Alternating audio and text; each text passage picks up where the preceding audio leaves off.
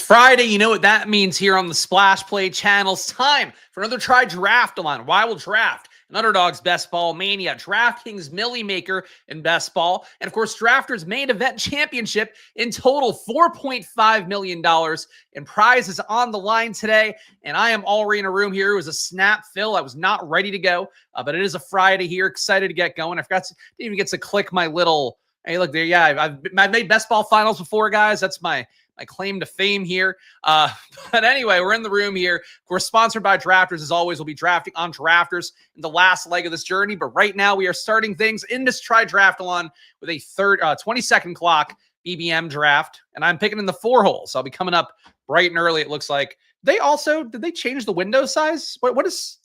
Oh, they've changed the interface entirely since Tuesday? Okay. Well, I gotta shrink this down. All right, well, that's too small now. What the shit? They can't keep changing the design mid-season. There's already I've made my graphics. I can't undo the graphics. Oh no. It's changed it yesterday. I did not see that. I don't draft on desktop besides here on stream. We're on the clock though. Bijan Robinson falling to pick 4. Happy to scoop that up. Maybe another Bijan Bucky share for me coming up here. But Bijan here, as how you're supposed to pronounce his name, which I'm trying to do now. I'm still not Tet McMillan. I'm still not going to Tetaroa McMillan. I don't want to say that every time. But for Bijan versus Bijan, it's the same amount of syllables either way. So I think I could try to say the right name there as he wants. But I got to figure out now, like, what is the layout I do? Like, what do I can't post my drafters graphic here because it'll get in the way of the board. Maybe if I go to this version of the board. If I do the big one, will that be better? Or here's the big one.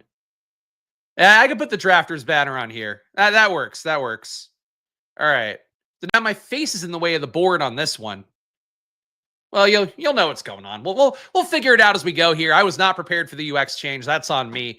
News, though, I guess we had a lot of games. And also, it's a Friday. I did want to get this going here. Of course, my pal Pete Overzet has had his coffee pour for years. My trademark, though I am a coffee drinker now, mostly because I feel like when I turned 40, all of a sudden I was sleepy like every fucking morning. Probably means low testosterone, which you could guess by watching these streams anyway. Though I am taking a lot of running backs, so I guess maybe my testosterone levels getting a little bit higher now. But I've been drinking coffee in the morning. That said, I am a guy who does prefer a beer overall. Usually not in the morning, usually not at 12 o'clock East Coast time. But let's pop this anyway. Today it is in fact a Golden Monkey, one of my favorite beers. If you watch the channel for a while, you know that. Today is actually a Witty Monkey here, which I might have drank on stream before a while ago. But it's like a white beer with the same 9.5% alcohol. So big fan of this one. If you want to get a summer beer that still hits like a linebacker in football, this beer is one of my favorites, and they don't pay me. So boy, they should. In fact, I pay them. Too much for those. Happy Friday, says Braden here. I'm sure Braden will be drafted with me in one of these sites coming up here. We'll be hitting DraftKings next. Drafters, the last stop on our journey. And this new Underdog interface, getting to see it in real time as I'm blocking it with my head right now. We got Brian Thomas going, Amon Ra, Ashton Genty, Drake London behind my head. You can see Derrick Henry, Devon Achane, AJ Brown going. You can see that stuff on screen now. But from preseason yesterday, I feel like takeaways, Anthony Richardson hurts the pinky. That's something that'll spook people off and going his way. But really, though, a thing we were talking about in the Discord before the show, and really, I've said it on stream, but to kind of distill my takes down, I should actually take a sip of the beer if we're going to open it. Really my big concern for the Colts and really the QB situation overall is that if Daniel Jones starts the year, I think it's very possible the Colts aren't good enough to make the playoffs. They bring AR in at some point at the end of the year, and then AR could start the playoff weeks that we need those points so much because we're playing for week 17, as you guys know by being on this channel. On the clock here, though, let's go back to this window. Ladd McConkey here, Bucky Irving here. Ladd McConkey apparently has a hamstring injury that's not been reported on a bunch. You guys know the deal for me at this point. Bucky Irving, one of my highest exposed players last year, back to the well again this year because I thought he was great and paid off everything I wanted from him last year. So a Bijan Bucky start here for me. But basically, for the Colts QB situation, like, I think the upside's still big for Anthony Richardson, especially, relative to QBs going in the 150, 160 range. I take Bryce Young a good amount there, though now he's going, honestly, in the 140s enough for me because you got to get that second QB, that third QB, whatever the case may be. Bryce Young's probably my favorite guy in that range. But AR, I haven't taken a ton there, even though he has that upside, because it's just like, I don't know who's going to be playing at the end of this year. And frankly, with the injury stuff for him, was apparently an injury where he had a dislocated pinky, could have popped it back in and played, but they didn't want him to. I just don't have the faith that he gets back in there. I don't have the faith in his ability to stay on the field. And if he is playing, I don't know if the accuracy stuff he's shown in the preseason so far will be that much better. We're on the clock here. We have Bijan and Bucky, Garrett Wilson, one of my other highest owned players. Happy to take him in this build again. I think this is probably a build I have a few of at this point, but I really like all these players up top. Of course, I am a big believer in that Jets offense as well, taking a lot of the best Lions principles and hopefully doing some good stuff with it. The team so far, Bucky, Bijan. I really got to have to use to saying Bijan. I really hate saying it that way. I like Bijan better. I think it sounds better, but his name is his name. And for the Colts QBs, I really haven't taken Anthony Richardson a lot, despite liking him so much his rookie year, because of the fact that I'm just not sure he's going to be there at the end of the year, and I'm not sure how it goes. And frankly, you want to take them as a third QB, you can, but those kind of builds to me aren't occurring a lot naturally where I need that third QB anyway, or I don't feel like I do. So at this point for me, I'm out in the Colts QB situation. What happened yesterday doesn't really change it that much, but does kind of cement how I feel about it. Daniel Jones plays, doesn't look spectacular either. Guys like A.D. Mitchell, I think, played well enough. Tyler Warren played well enough that getting that offense without the QB, I think, is okay. Pittman, though, one of my least exposed players overall. In honors of games and domes, I'll be getting dome tonight. Thank you. Thank you for the updates. A shout out to the chat. Appreciate all you guys being here as we do have a fun Friday draft. And really one thing I will say here, and you guys will see my exposures again at the end of the video, we'll load up Best Ball Explorer. I pulled in my DraftKings stuff, my drafters stuff, all of it updated before these drafts today that we'll be doing on stream. I love how my portfolios come along. Obviously, we know ball here. I hold the football more than anybody in the industry on stream. I know that at some point here, we're probably going to get hit by one of those sort of Damocles injuries that's going to knock out my portfolio. Marshawn Lloyd is RB3 right now. That's something that will hurt 15 and 20% of my lineups for sure if he doesn't get healthy and doesn't get back out there. But I really like how things look for me. And I do think with the Best Ball Explorer tool, which is not paying for a sponsorship this year, but it is a free tool you can get for yourself, owned by the Solver guys who are owned in part by ETR. So that's the connection there. I really feel good about how things are shaping up. So I've obviously, I think you feel that way every year in best ball. Probably, I think that's sort of the fallacy of best balls. That you always feel good about your teams, and the season starts, and it's like, oh shit, I have none of this guy, I have none of this guy. But for right now, I think there's certainly, some players I want to get more of. The Chase Browns of the world would love to get more of. Really, Chase Brown is one that stands out in a big way for me. More Hampton as well. Would love to get more of that. But currently, I feel really good about stuff. All right, so we got a pick coming up here. Kenneth Walker here, Devontae Smith here. Walker, I really like a lot more than some of these other guys that come up immediately. Not a big Jalen Waddle fan. Ridley I like, but don't want to reach for. Oh, wait, I got to scroll up. My bad. I was not scrolled all the way here. The interface is throwing me off. I'm going to go Terry McLaurin. That's my bad. I was like, why is the ADP so off here? I thought maybe something in the UX was wrong on my screen, but no. In fact, I hadn't scrolled up all the way because somehow that happened. But we got Terry McLaurin here instead. So no Jaden Daniels. He already went. Was hoping Jaden would come back, seeing his beautiful face in this new UX. Probably threw me off a little bit more than I would like to admit. The one sip of beer is getting to me at this point. Najee Harris draftable with his Neuralink. Trey doing some great chats lately over the last couple of streams, so shout out to him. Najee, to me, the fact that he's walking around the field, I don't think there's been any improved reports from him. I'm not a Najee drafter at this point. Any Najee I have is pre-eye injury, and frankly, pre-Omarion Hampton having a shot to work with the first team. Hampton was a guy that graded out really well for me. Seeing him come through so far, I think is a spot where I want to keep taking Hampton and not take any more Najee. So we got McLaurin, a little bit of an ADP discount because of his holdout ongoing. DK Metcalf, a player I also like getting at pick 50 as well. James Cook, if he had come back, would have been kind of a tough click for me to avoid. I do like him at pick 50, given the fact he's got this hold in going on right now, but I think it gets self-resolved. But Bijan, Bucky, Irving are 2 RB start here. Guys with different bye weeks, so I think we can go with a 4 RB build, which I was thinking about today. I feel like I'm more comfortable doing 4 RB builds this time of year. We have a little more information on the RBs overall. But wide receivers, Garrett Wilson, Terry McLaurin, DK Metcalf, all guys I like enough. Have been taking more Deebo Samuel than McLaurin this year. Let me check my exposure on that. A different tab. I should also go back to the draft window here. A lot of clicking around to do now to keep up with the Joneses production-wise. All right, exposure. Let's do just BBM for me.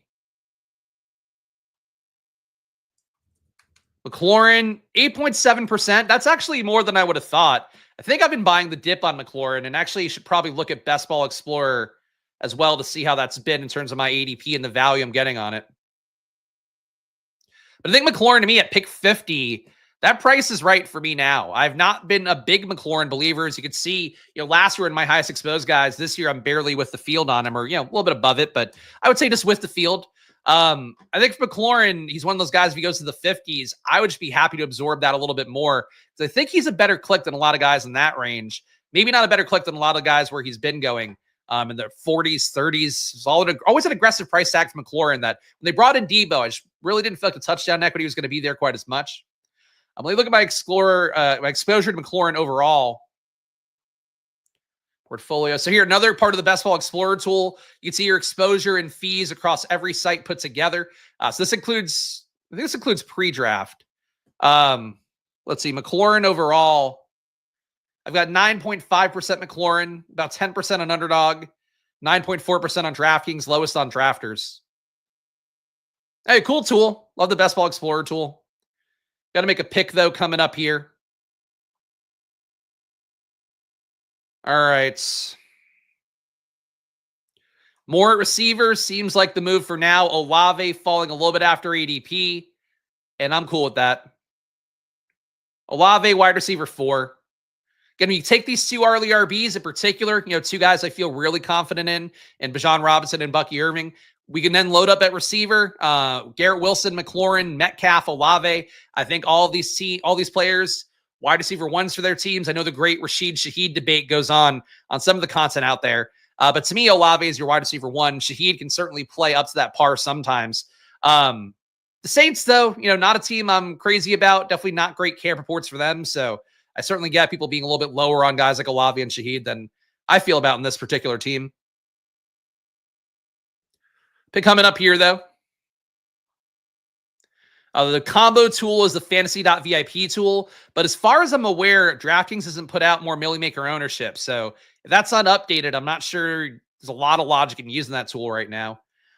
Think we could use a third RB here, but I want to get more Emeka Egbuka. We also have a little bit of a Jerry Jeudy dip. It's kind of nice. But I do want to get Egbuka more. We have a Tampa Bay bet. I think a lot of times in these teams like this where I have a Bijan Bucky start and decent wide receivers, I end up taking a Chris Godwin as my 5th guy. And Egbuka's now got enough of a drumbeat that even though I think he's just, to me, a pure slot player who's not as good as Chris Godwin, with the Godwin ankle stuff dragging on a little bit longer, I'm not really sold that Egbuka is the player I think he is. I want to be more aligned with the market. So getting at least 8% Egbuka down the home stretch is my priority here. Even though the price tag is so high. Just Godwin injury worries me enough, even though they're paying him huge money. I still prefer Godwin. I think getting him cheaper than Egbuka. If you haven't bought on Godwin before, if you're under the field on him, I would still get to the field at the cheaper price tag you get. But Egbuka, he honestly looks bigger than I remember him being in some of the Ohio State stuff I watched as well. Like more developed muscularly, which it doesn't fucking matter. But if you're a slot guy and you're going to have to play out wide a little bit to have any shot at hitting your upside, I think that gives me some hope more than I had. But he was a 30% target per out run rate guy at Ohio State last year. It didn't really grade out anywhere special. Like he didn't play out wide at all. It was all slot reps going. At least in terms of, top qualifying receivers. He didn't play enough routes to qualify in my data for being an outside receiver. But, he's efficient enough. Again, not a great avoided tackle rate guy either. So he doesn't fit a lot of the things I look for, but he's good enough. And frankly, the hype is there enough that I got to start taking more Egbuka. So I want to feel like I'm wrong about that. Like I still prefer the Godwin bet at his price tag. But I do want to try to make sure to hedge against it because that's what best ball is. We have more information now in August. Get shit that you maybe got wrong before. Try to get it right now. I think that's what I'm hoping to get with getting more Egbuka here. Though a top 70 price tag feels a little bit rich for me. I remember him being bigger. A quote I'll hear. Fuck off. You get me every time. By doing a splash meetup before the season, I don't meet up with anybody. I do this. I enjoy this part of it. But I also just don't think enough people would turn out. Like, frankly, Ship Chasing, a much bigger show at this point, did their cool meetup in Florida. And it was like, 15 people they got out. No, again, no shade really. Cause like, that's impressive to get 15 people willing to go and travel for your thing. But it's like, we have people all over the country. The most viewers of the show are in California and Texas. A lot of you guys are spread all over the place that are regulars as well. So I don't know how you pull that off. The meetup is right here. It's spelled MEAT. And it's, I don't know. The meetup is in my pants. We got a 0250 build here. A lot of logical clicks on the board right now. Baker Mayfield certainly stands out. I am, of course, not a Joe Mixon fader here, and if he's available at pick 93, I think we just take the shot. Bijan Bucky, Joe Mixon. That's nice to me. I like that. I like that build. I think I'm a Mixon guy. I don't know how this has become a thing for me, but I believe in Joe Mixon relative to the fact he gets a lot of volume. He plays through injuries. He's got goal line work. Nobody's good for the Texans at this point.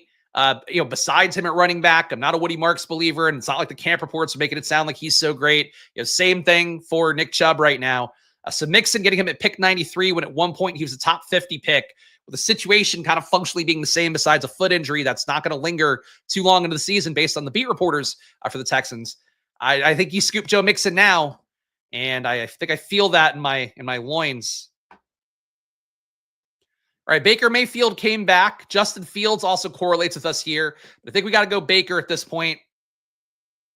Pretty big bet on Tampa Bay with Bucky Irving, who should be involved in the pass game. Mika Agbuka as well. We're buying in on him being available in the regular season. Maybe Wally Pipping, Chris Godwin because of that start. So this is the team so far, 1-3-5-0. I like this team a lot.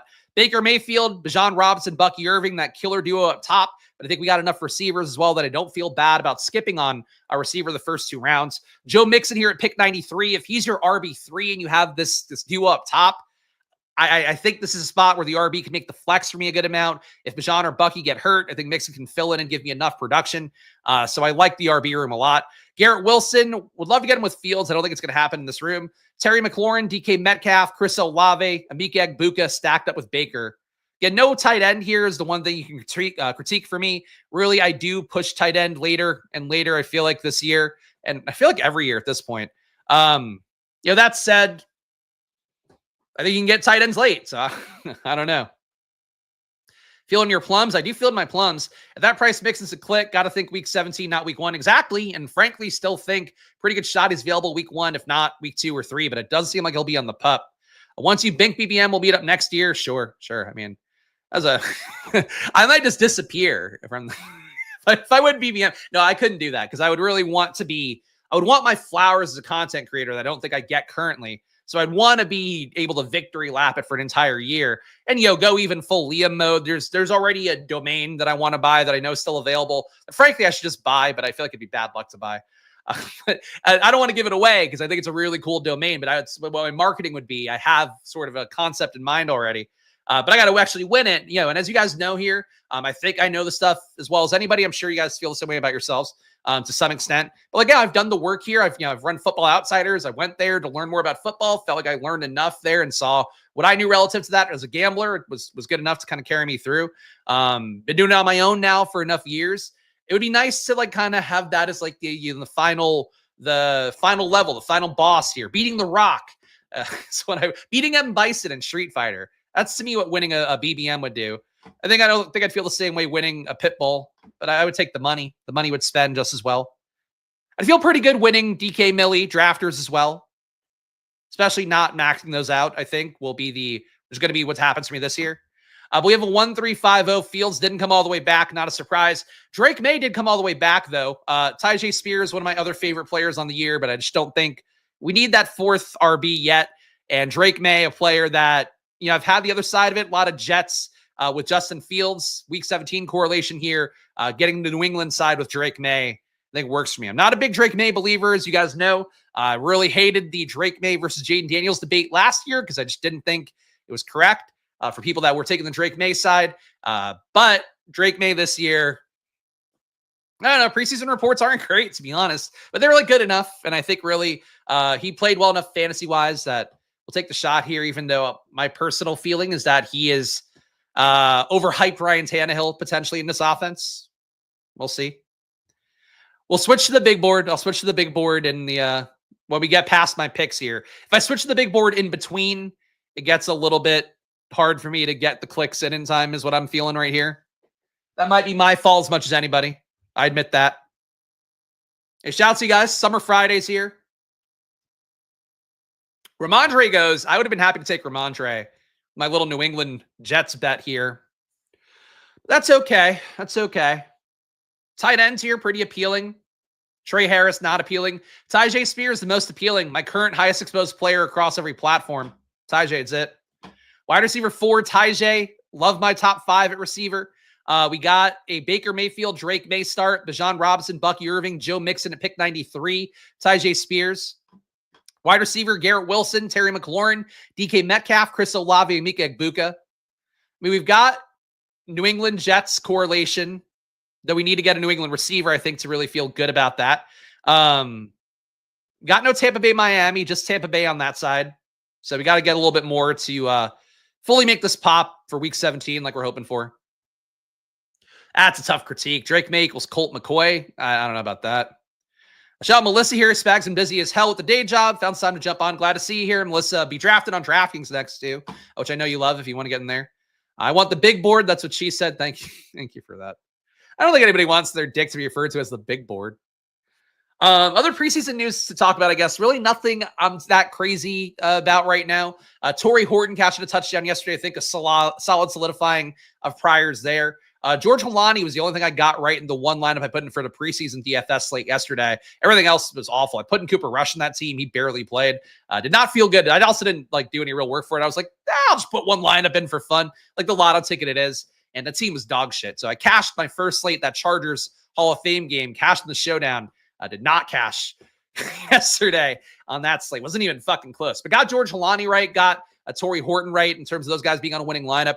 Torrey Horton, I think, has shown enough here. The one thing that is a caveat, so even though he has passed up Marquez Valdez-Scantling in practice for the first team reps, does seem like MVS being held out of yesterday's game. He's probably behind him in the pecking order. They might view MVS as the first teamer still. Even though Horton's going to pass MVS, I would think, pretty early on with how he's playing. One of the big reports, too, about Torrey Horton, I think it was the beat reporter for the Seahawks writing up all the rookies and how they've played so far. Pop Douglas goes in round 12? Fuck, man. Really would have liked that for the Drake May bet here. But this guy's got a New England stack without the QB. Thanks, bro. Thanks. Thanks to Crunge. Oh, fuck off, Crunge. It's an awful name. That's one of those words, like moist. People don't like the word moist. I don't like crunge. I don't feel good about the word crunge. All right. I'm trying to make the screen bigger here, and I just don't like it. It also seems like it scrolls down every time now, which is not my fave. All right.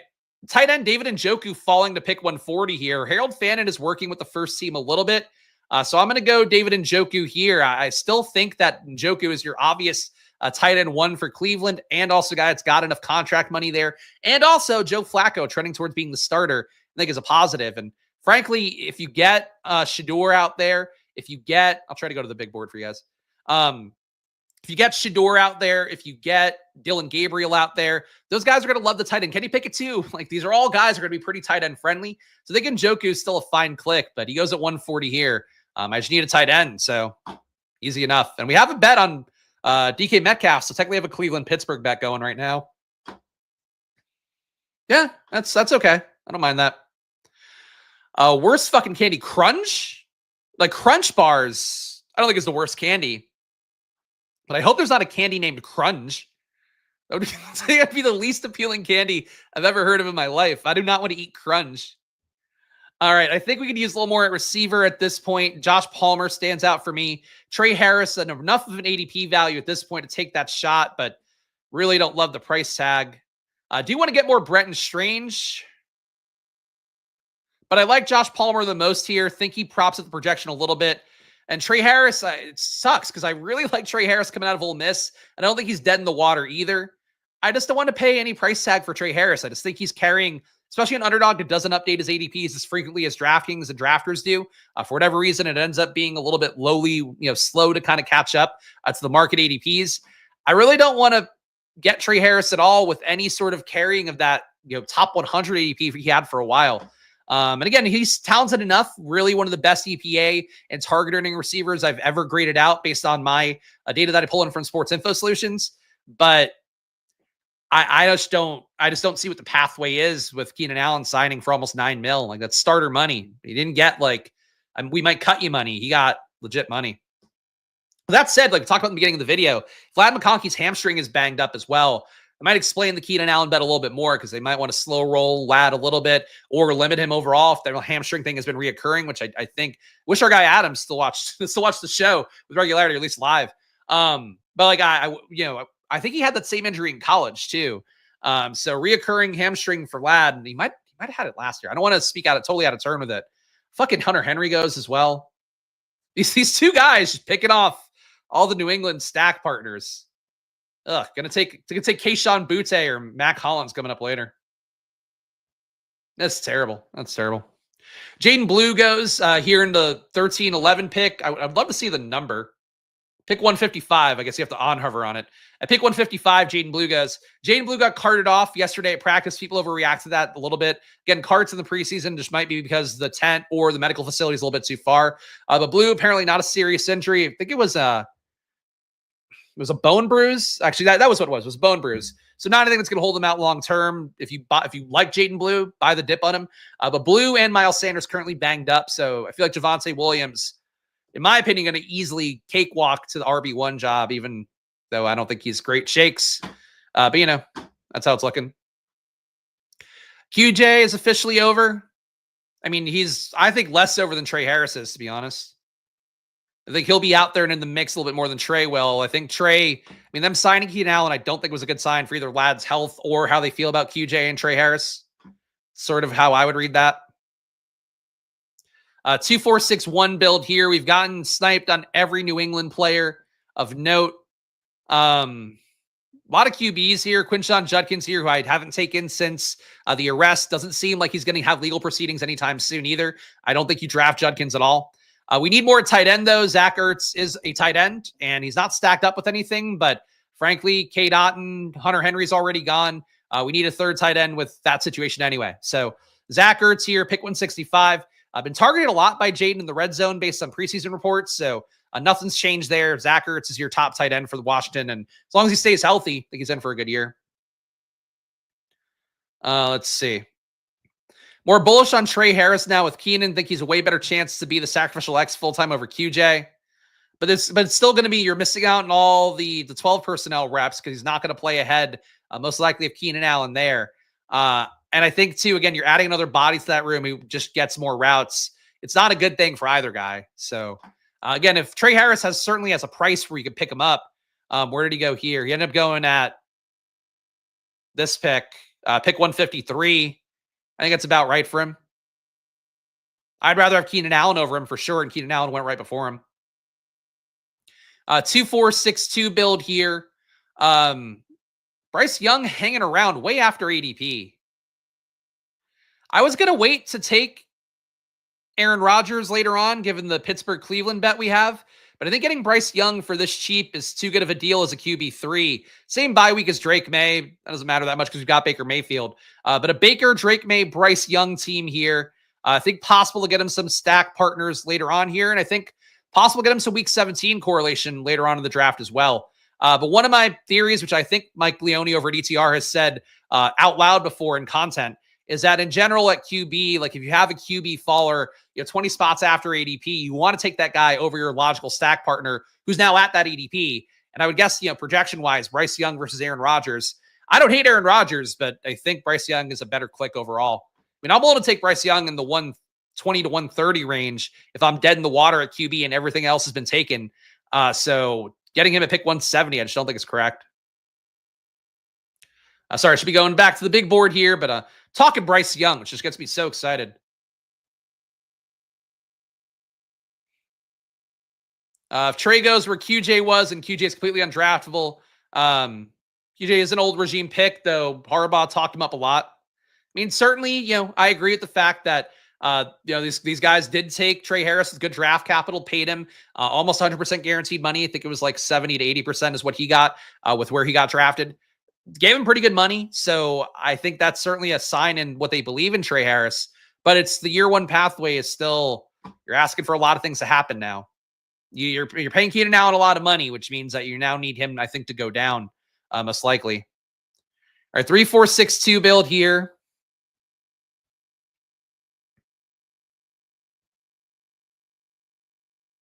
This guy thinking about it. It's round 16. I mean, Wandale is a nice little fall here, but we don't really have any correlation there. I do want to make sure to get Jatavian Sanders, who has had some camp hype. I think he's a guy that can go ahead of this tier. Kate Otten, Elijah Arroyo, I think would also be nice clicks. Johnny Smith, the Pittsburgh bet I have, the DK Metcalf, I think would also be a decent click. But I'm cool with Jatavian here as well at pick 189. Back over here. There's that big board. Of course, what we refer to our penises as, the big board. Kate Otten goes here to this guy. So no Baker stack with Kate Otten coming up here, which I don't really care about. But it would have been a consideration for sure. I've already got 3 tight ends, though.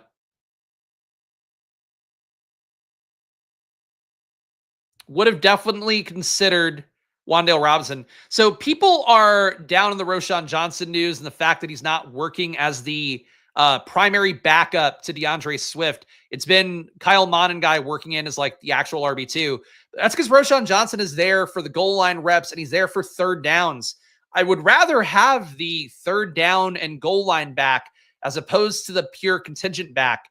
And I don't know why people are overreacting to it and letting Roschon Johnson now go at pick 196. So I'm going to take him here as RB5. No correlation with anything, but I think he's a good click. So top 3 QBs, or I guess my 3 QBs, probably not going to take another one. Baker Mayfield, Drake May, Bryce Young. We didn't get any Drake May stack partners, but maybe we'll get a unique one at the end here. Bijan Robinson, Bucky Irving, Joe Mixon, Tyjae Spears, Roschon Johnson. At receiver, Garrett Wilson, Terry McLaurin, DK Metcalf, Chris Olave, Emeka Egbuka, and Josh Palmer. I think one more receiver here would feel right. David Njoku, Zach Ertz, Jatavian Sanders. I think you can play a 4th tight end of this lineup, to be honest, but I don't think it's as important as a 7th receiver might be. That top 5 receiver, like if these guys hit like they're supposed to, and they all were decent ADP values as well, I think that can play. I don't know. Anyway, that's my team right now, which I did not show on screen while talking through it because too many boards, too many screens open. DraftKings coming up next, guys. I will let you guys see it live, though, so you'll know when I enter on DraftKings. Though honestly, for the sake of efficiency, I'm just going to enter now, so never mind. I'll show you me entering. Here's me entering on DraftKings while I wait for my pick to come up. If you want to play with me on here, go ahead. There we go. Entered. And we have got 6 spots available on DraftKings. Knock yourselves out if you want to play on DraftKings. Next, Millie Maker, $2 million to first on DraftKings. $2 million to first as well here on Underdog. So that's the game we got here. There's a lot of big boards in my face. And of course, big boards being penises. That's not my suburban dad life. I just end up with a lot of dicks in my face. Just hanging out around the house. The old Louis C.K. bit, which canceled, but it was a good bit about like people hating gay people. And it's like, I don't want their dicks in my cereal. It's like, that's what's happening here. I'm going to get weird with this one. This guy is not a player I liked a lot coming out, but he spiked a good amount last year. I got sniped on every other New England player of note. So Keyshawn Butte, come on down. You can make the case to take Matt Collins as well. He's been running with the first team. But the final team is a 3-5-7-3. Baker Mayfield, Drake May, Bryce Young. Getting Bryce to pick 170 was too cheap for me. Bijan Robinson, Bucky Irving, Joe Mixon, Tyjae Spears, Roschon Johnson, 5 RB room. And frankly, Roschon, I don't think we really needed with this one. The bet's good enough with the top 4. A receiver, Garrett Wilson, Terry McLaurin, DK Metcalf, Chris Olave, Emeka Egbuka, Josh Palmer, and Keyshawn Butte. First time I've clicked him all year. David Njoku, Zach Ertz, Jatavian Sanders. I think taking Mason Taylor might have been appealing as well, but it's not what we did. And draft starting here now on DraftKings. I can see a few of you got in. Our guy Braden got in. Robert Griffin III got in. And no draft stalker. I think are we free of the curse? Maybe not, but we're free of it for today. 5 hole for me coming up. And guys, showing all love. Again, it blocks the screens. Now I got to figure out where the fuck do I put ads. Check out Drafters. Here, you get the big ad. All this content I've been doing all summer, all hot best ball summer, is thanks to Drafters. Go check them out. They have a lot of effort right now to try to fill their tournament, which means you're probably getting overlay in their big Drafters main event championship, which is total points format, full point PPR on there. I will be drafting there for the final stage of our TRIDRAFTALON. It's $500K to first place, and some of my biggest wins have come on Drafters, even without putting in a lot of entries. entries, literally put in 3 for playoff best ball last year and finished top 10. Put in less than 30 a couple years ago, finished top 100 in their main best ball tournament. That's kind of upside you get at Drafters, so do check them out. Drafters.com, promo code SPLASH, and please do join on there. Number one, it supports yourself, getting those entries in. A lot of free entries as well when you put them in on Drafters. But number 2, it's a good way to support the show, and you should do that. And please hit that like button. Please subscribe. I'm the only person in the game doing streams like this where I hit every platform. If somebody else does it, they're ripping me off because I did it first. And I trademarked TRIDRAFTALON. Trademark. So please support the show if you can. Hit the like button, subscribe. It goes a long way to fight that YouTube algorithm, which is always a kick in the dick. Jahmyr Gibbs here. Justin Jefferson here. I like Gibbs. I'm willing to take a Gibbs share. So a little RB start with Jahmyr Gibbs. Happy to take Jefferson as well. But, you know, Gibbs here. I think Gibbs over Jefferson for me right now. Replace Draft Stalker with Lemon Party, so pick your poison. I'm happy to have you in a room. Happy to get you spending the big tournaments for Robert Griffin III here. I think you did mostly the lower dollar stuff last year, so you're moving up in bankroll. Love to see it. Hopefully because of all the success you've had or the extra income you have now. Oh, thank you. Super chat from our guy, Robert from the Turd as well. One of our OGs. I appreciate him being on board always. A big board comment on big board as well. My big board comment was out of context, but I've been enjoying the fallout. Just meant I wanted to win the big. Oh, you wanted to win the big board. Okay. Not you wanted to see this particular large board on screen. Got it. Okay. That's my bad. Melissa wound up in a different draft. Sorry to hear that. Well, hopefully it's full of EV for you on there. But I had 6 spots left, so I don't know. Maybe you're behind on the stream. One thing I could think of. But shout out to all you guys hanging out here again. I know I just did some plugging. I shouldn't do more plugging, but do want to get you guys in on the Discord now. Number 1, there's data that I give out if you just join the Discord every week. My matchup sheets that I show for NFL. I do a premium stream every week at NFL, running through all the data, the stuff that I see. Get using that stuff from Sports Info Solutions, Pro Football Reference, but also you get it for yourself in an Google Sheets, not a Google Sheets version, an Excel version online. So check it out. It's a good value add in addition to me giving all my training camp preseason updates here. That's what I'm doing right now. Whenever there's anything interesting that I see on The Athletic, on Twitter, I post it in there, give my take, and you can do whatever you want with it, but I'm trying to keep you guys in the loop. And there's also feeds as well from The Athletic, from Twitter, from Underdog NFL handles. All the big ones I have for the most part. I should have 32 beat writers in there. But anyway, that's all in the Discord too. So check it out. Good way to support the show by joining the channel. And also, I just think the Discord is hopefully a valuable enough place. I mean, not the most valuable, but, you know, valuable enough. I think we're going to do, Chase Brown coming up. Losing some work to Samaje Perine yesterday. I think I would knock Chase Brown down a little bit. Bucky Irving here. Jahmyr Gibbs and Bucky Irving start. I mean, who's going to complain about that? It's another RB Piggy start. I got to play the GIF. This is 2 straight. I can't imagine a world where I don't take 2 running. Oink, oink, oink. I can't imagine a world where I don't take 2 running backs up top. I'm living it, but I'll take enough receiver capital. You guys know that. But I do like this start where we get Gibbs, we get Bucky, 2 high avoided tackle rate guys. To me, 2 similar archetype guys, 2 very exciting players who have the potential to break 50-yard touchdowns if things align and are blocked well enough. So Bucky Irving, come on down. Come on down, baby boy. We are running to Bucky Irving. The dick talk is usually your fault. Always. I don't get stuck. I was actually talking about it with Alex today because we had to go get something notarized for our insurance company. It was really weird. Our insurance company didn't give us a lot of money for an issue we had last year where wind messed up our stucco. And then we had I forget exactly what it was, but it was something like that. And we had so many fucking stupid repairs over the last entire time we've owned a house that it all kind of merged together in your brain. They ended up revisiting our case and giving us more money for it. I had to sign a legal release for it. And I'm like, oh man, this is probably we're getting fucked somehow. And the insurance company's giving you more money months and months later, legit 8 months later. You almost definitely know that they're fucking you somehow. But it's extra money that we didn't expect to have. So whatever, we'll take it. Had to get it notarized at a UPS store. And it's we were talking about pee-pee poopy stuff on the way because Luca loves those jokes. Went to drop Luca off at school before it. It's I really have never been into the pee-pee poopy jokes quite as much, even as Luca is right now as a 3-year-old and change. It's a long-winded way to say dick jokes. I have no issue with it. It's not my go-to.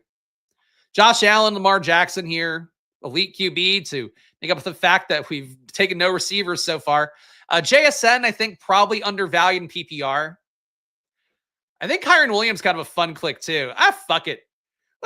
Why not? Let's just get RB out of the way. Kyren Williams, one of the best red zone roles in football. Ping-ponging, and is what I'm imagining here. Ping-ponging Jahmyr Gibbs, Bucky Irving, Kyren Williams, big games all year. And, Gibbs and Kyren have the same bias. Maybe they're not the same team very often.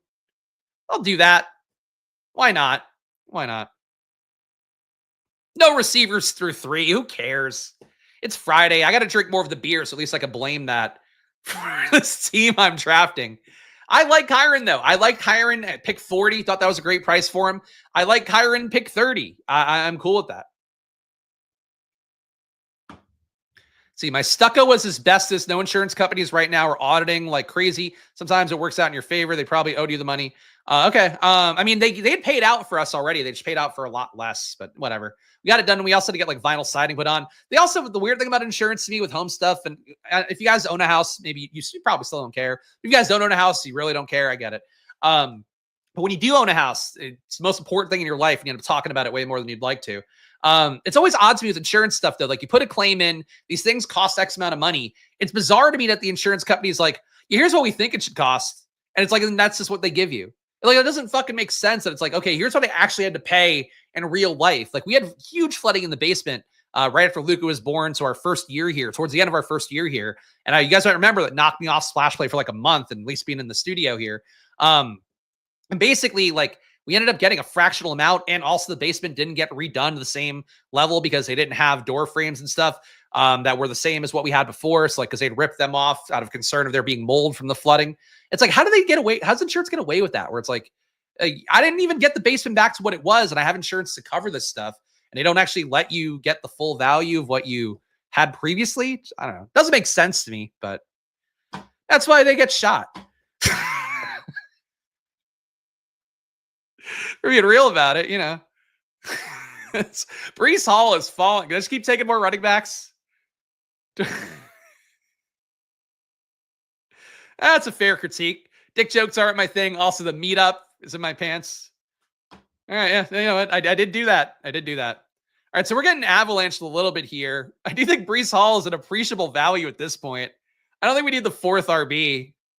But DK Metcalf, I think, is still a good click to me. I'm comfortable with him being wide receiver 1 in this kind of build. The Breece Hall value, though, I'll tell you what, I don't think there'd be a lot of teams with Gibbs, Bucky, Kyren Williams, and Breece Hall. But that just feels a little bit OD. So we're going with DK Metcalf here. Probably another receiver on the way back because we got to make it up after starting with 3 RBs. That's just the way the game goes. So I like the team, though. I think this is fun. Building out a type here. We're getting in the home stretch of my DraftKings drafts. We got not 150 maxing on DraftKings. Seemingly based on my stream schedule, and then if I get a few off in real life, I don't know if I will, though. I'll be close to 70, I think, in total. I might get to around 75 because of my OCD with that stuff. Drafter is going to be closer to 50 for me. Unless I really make a run late. I don't think it's getting demonetized. That's one line. That's one line 40 minutes into the stream. Look. Who do you choose between Mario or Luigi? I'm choosing Luigi, if you catch my drift. Yes, Mario's the CEO. And Luigi, great brows. Great brows in that Luigi. Remember when we used to get photos of the Luigi Mangione and like every day in jail? And they were like, this is going to show people. Now we don't get those anymore because people are like, oh shit, he looks like such a fucking badass. Love this guy. They didn't think that was good either. You don't want to create a cult here, I guess. Pick 53. What is with the RB values, man?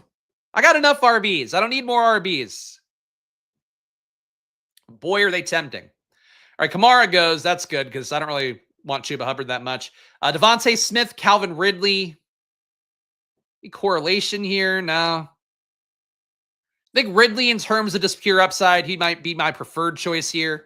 Devontae Smith ultimately is still a wide receiver 2, and that's a little bit of a downgrade for me. You know the offense is going to be better. I think there's a world where Cam Ward does crush and Calvin Ridley pays it off. So DK Metcalf, Calvin Ridley start alongside Gibbs, Bucky Irving, and Kyren Williams. So we are RB piggies, but man, I'd like to see him so far. As long as I stick the landing at receiver and I don't get total dog shit there, get Chris Godwin maybe as my wide receiver 5. This could pop. This could pop. Calvin Ridley's back is worse than Stafford's. Is that what we're talking about? Or Luigi? Oh, Luigi's back. Yeah, Luigi's back is, yeah, he's got problems with his back. I mean, that's the whole problem. The whole kerfuffle. Can we call it the Luigi Mangione shooting, or alleged shooting for the round? I don't think he was there. Can we call it a kerfluffle? Would that be that whole hullabaloo that he had with that CEO from the insurance company? Quite the conundrum that they had in that situation. Gibbs meeting to Luigi's haunted match. It's just haunted with the ghosts of CEOs. Actually, well, this is not a funny story. I mean, I don't think any of these things are funny right now, so please take my grim laughter away. But so one of the people who got shot at the NFL office a couple weeks ago actually went to high school with me. So, and it's weird after the fact because basically she was the head of Blackstone's like rental stuff, and like people are like, oh, she got shot because she's a CEO. It's like, no, she got shot because she was in an office building where the NFL also worked. And also like that guy was a fucking idiot. And then she just shot whoever was there. That's awful. It's really grim. But it's like, people are like, oh, this is like another CEO killing because she does rental stuff and rentals are scams too. And it's like, that's not accurate at all. But anyway, just not a fun fact either for the record that I went to high school with her, but it is a fact. She was a year ahead of me. But sad to see, like really. Shit like that spooks me. That's why when people issue you violent threats on Twitter, maybe you shouldn't have to take it. I don't know. That's just me. That's just me. So I tie it all to myself. But honestly, sad shit, though. Obviously, you never want to see stuff like that happen. RJ Harvey going to pick 65. Ben Albright, who last year, I would say, wasn't all the way correct on Troy Franklin Fudd, but was more correct than I was in probably being enthusiastic for him. Saying that it looks really bad for RJ Harvey in terms of workload and that he's getting drafted way too high in fantasy. RJ Harvey to me should be falling to like the 90s now, and he didn't do that here. We need more at receiver, though. Need a lot more firepower. So Romo Dunze is going to be the click. Sam Laporta, I'd be happy to take as well. But again, we really need good receivers more than anything else. So Romo Dunze, wide receiver 3, looks a lot better than Sam Laporta, tight end 1. So we got now DK Metcalf, Calvin Ridley, Romo Dunze as my receiver room alongside this Gibbs, Bucky Irving, DK Metcalf room that I think is, or a Kyren Williams room that I think is pretty appealing. I think the stream ever needed a joint more, honestly. Well, I do have the beer. I do have a beer here.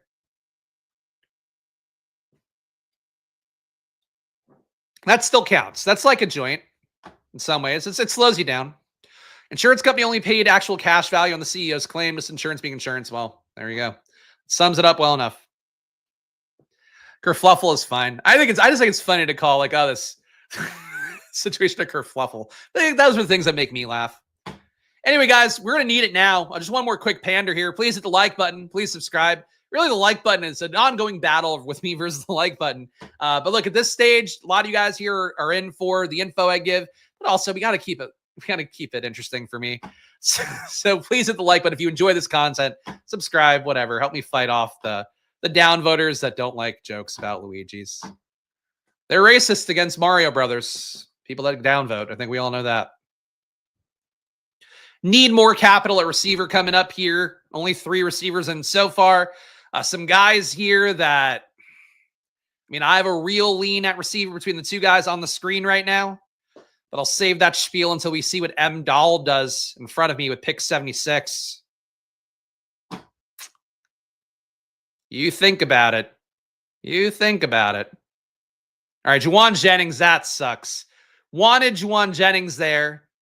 Matthew Golden is here. I am not as big of a believer in Matthew Golden as a lot of people I think are sharp seem to be.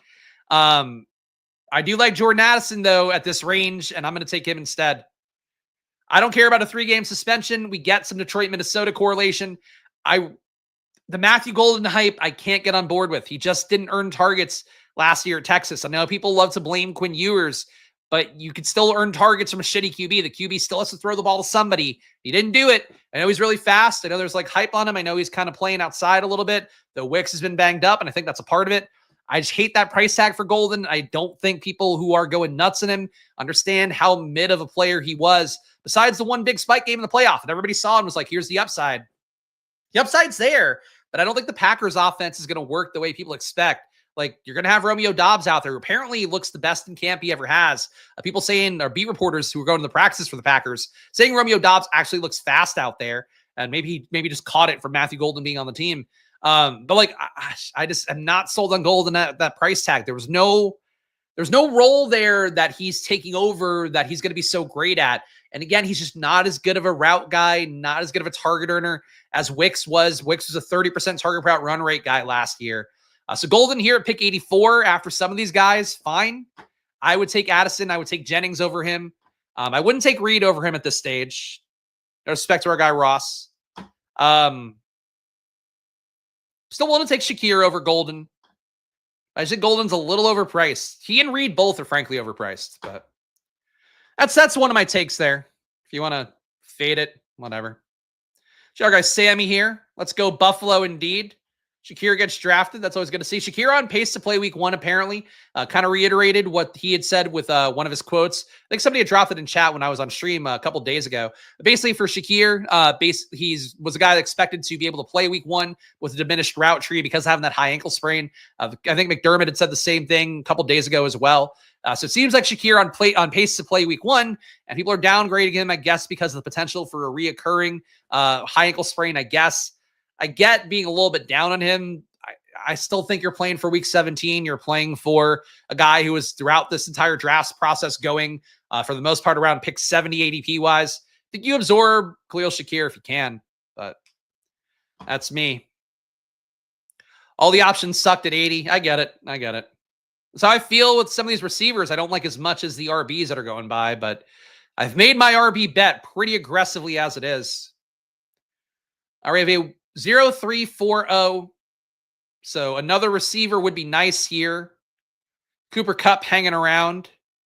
He's a click I can make. This guy. Come on, Lee.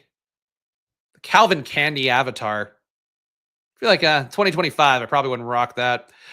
Chris Godwin, I think wide receiver 5. I'm willing to do that here. Floated him earlier. I prefer him to Cooper Kupp. Think he's just too cheap on DraftKings because people on DraftKings panic when they see that Q tag, when they see that out tag. You know, the out tag doesn't matter right now. I am really comfortable going to Chris Godwin as wide receiver 5. So that's how we're starting out here. Another pick coming up around the term. You and Liam are the only good streamers nowadays. Everyone else, this is my fault for pulling up that chat. We can't say that. I don't think that's the way to phrase that. Gayness is cool. Do whatever the fuck you want. I don't think you can say that. Say something else. Use another adjective for my sake. I'm not going to mute you for it. Please don't say this one again. You can't say lit. I gotta time you out. I love you, Trey, but this is not the channel to do that. You can't do anti-gay stuff. Sorry. You can do whatever the fuck they want. I know we're doing like gamer speak or crypto speak, but like it grosses me out when guys on Pete's Discord use the F-bomb, like the real F-bomb, the slurry one. I got to stand up for that. That's not cool. You come back. Just please don't do that in the chat. My bad for pulling it up. Not to give you guys trigger warnings or whatever, but, we don't need to say that shit. People are people. Suck and fuck whatever you want. As I've always said, it's been on my family crest since we came over to Ellis Island. It's all the Dagos from my day came up. Whatever. I appreciate it. I got, look, we got to stand on business a little bit. Doesn't mean I don't like you. Just get it more right if you can. Pick 101 coming up here. Oh, thank you. I try. Probably not the time to do it when we're streaming on Twitter now. They're gonna be like, "Oh, what? He doesn't want me to do gay slurs?" I'm not gonna watch this shit. That's not free speech. We'll give you my gay slurs. That's what they say on Twitter. We got the Detroit, Minnesota correlation here. I'm cool taking Goff because I'm not confident enough. I'm gonna get JJ McCarthy back, and wait, he might have already gone, honestly. So I'm gonna go Jared Goff here. McCarthy, I would hope, is still here. Okay, pick 118 ADP. McCarthy goes too early, though, and I'm not sure we get him all the way back. So I'm going to take Jared Goff. We got the correlation with Gibbs. That's enough for me. Bring back with Jordan Addison. So the team so far, Jared Goff, Jahmyr Gibbs, Bucky Irving, RB Piggin for sure, with Kyren Williams as well as my third RB. DK Metcalf, Calvin Ridley, Romo Dunze, Jordan Addison, Chris Godwin as my top 5 receivers. I like the receiver room. I feel like I was not forced to suffer as much as I should have, given the Gibbs, Bucky Irving, Kyren Williams start. Getting Goff here as well when we know it's QB frenzy time at this stage in DraftKings, I think was important for my team as well right now. So that's why we're building the way we're building, and I'm cool with it as it is right now. Got to 93 or 94 is nice after Igbuka. I guess 92 is what I got. Igbuka went way early, I think. Igbuka went 61 here. So the guy in the turn, so give him a little bit of grace for reaching kind of early there. I don't know how Igbuka pays off that price tag unless Godwin is just dead. It's like, unless Godwin just doesn't play this year, I don't foresee that working out that well, but whatever. You got to pay the price you want if you want the guy. And I want to get more Igbuka. I don't know that I want to compete for Igbuka as a top 60 pick. Feels kind of like JMO syndrome from a couple years ago. Oh, Godwin's the 93rd. Oh, you were talking to Melissa. Got it. Godwin's the 93rd pick in the draft. There we go. That's nice. Look, I took Godwin early because he made sense for my team, but pick 92 is also fine. When am I okay taking Mixon? I'm okay taking him whenever is year after his posted ADP. If you get him at 90, great. If you get him at 100, even better. But I think he's appropriately valued at this point with the risk for the foot injury, just given what that role is and how there's no other back who's actually good in that backfield. It's a team that's going to want to run. I'm bringing a lot of Rams principles in there. Bringing Rams principles also means that Joe Mixon, guy doesn't have a ton of juice. Great. He's getting now a Kyren Williams kind of role after having a ton of great work last year for Bobby Slowick that was maybe not as efficient as it'll be this year. So Mixon to me, if he's after pick 75, I'd be willing to take him. Based on the rooms, you want to grab him ideally pick 80 to 100 would be a where. But I would take him. I would buy the dip. There's just, again, not a lot of guys you're getting from pick 80 on that have 25 touch upside that showed that, last year. So I strongly believe that Mixon's a good click, but I get people that, going to be skeptical always. So McCarthy did come all the way back. So maybe I didn't have to grab Jared Goff there. That's okay. Now McCarthy goes now. So thank God. It worked out okay. Caleb Williams here. We do have the bet on Chicago. Done and done. Easy game. Bateman goes right before the Jackson drafter. Hate to see it. Bateman's a great wide receiver 5, though. That's where that guy took him. Where'd Bateman go? Bateman went to this guy with Jaden Reed. Oh, he went to Robert Griffin III. Yeah, Robert Griffin III's allowed to take him. He needed him, honestly, because that's wide receiver. Oh, no, it's wide receiver 5 for you. Never mind. You didn't really need him. But you're doing Baltimore Green Bay correlation. That's why. Sorry, Braden. Also, you can't say before the Lamar drafter when it's like you're the Lamar drafter. You could just say like when I have Lamar, because you're presenting it like you're being an impartial source when in reality you're just being me doing tilts over QB sniping. But yeah, that's it. Can't complain too much. There we go. I think Bateman here. Look, if Trey Harris is going to go 114 to you, I think Bateman's got to go before him. I like Bateman a lot, man. Bateman was a player I really wanted to be good earlier in his career. He didn't quite get there. And now he's there. And I think he's showed it really well last season. Having Hopkins is not great for him. It takes away some touchdown equity because Hopkins will command end zone targets, even if they are just like stupid ones that could go easily to Bateman as well. Bateman being a guy who benefits from Zay Flowers, kind of taking that middle of the field a lot. Bateman really showed a lot to me last year. Yeah, I loved Bateman out of Minnesota too. I thought he would be a wide receiver 1, but now, frankly, he's like a really good wide receiver 2, I think. We have 3 running backs, 5 receivers. QB, nothing I think we want to grab at this point. Tucker Kraft could be the first tight end off the board, and I wouldn't hate that. We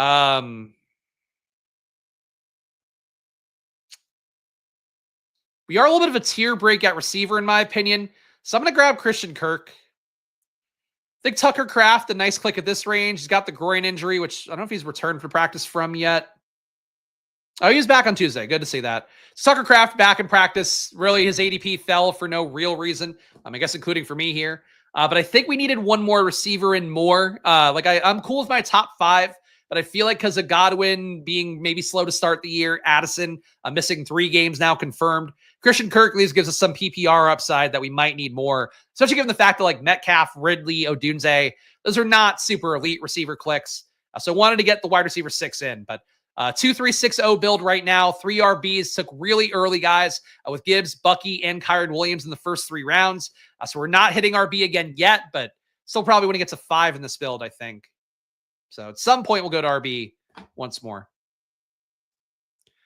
Shout out Matthew, best drafter in the biz. I appreciate Matthew being one of the longest standing members on here. Shout out to all you guys who have been, whether you're a new member or a previous member. Of course, if you are a member here, make sure you are in the Discord as well, whether you're just there as a lurker or you want to participate. And I really do encourage you guys to hop into conversation as much as you want to. But check out the Discord. It is a thing you get with a membership here. Link down in the description if you are already a member of the channel. It's only $5 to join, actually technically $4.99 to join here. So just mostly to make sure we don't get assholes in is the main thing.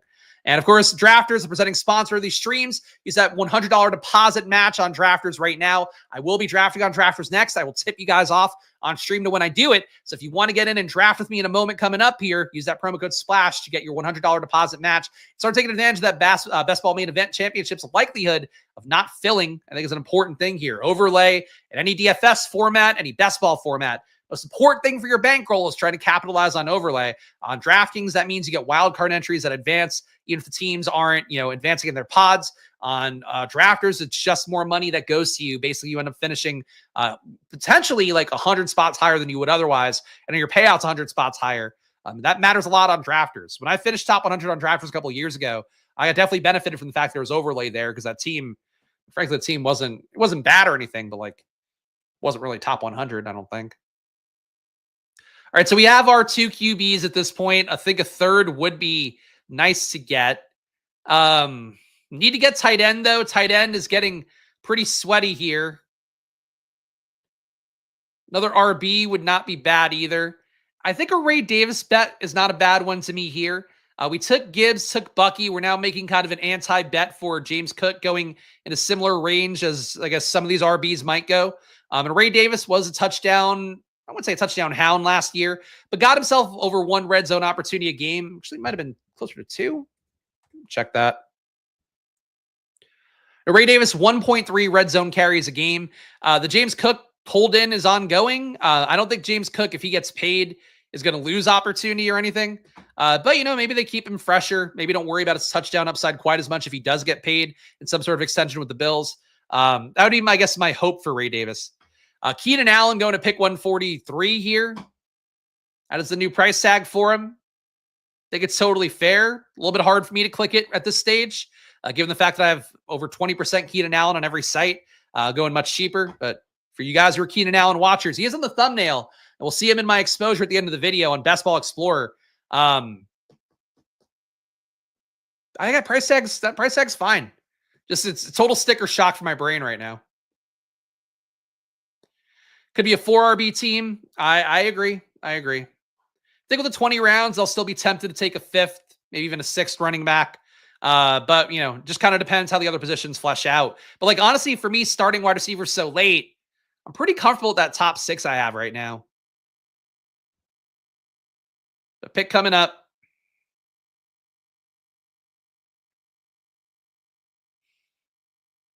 This guy thinking about it.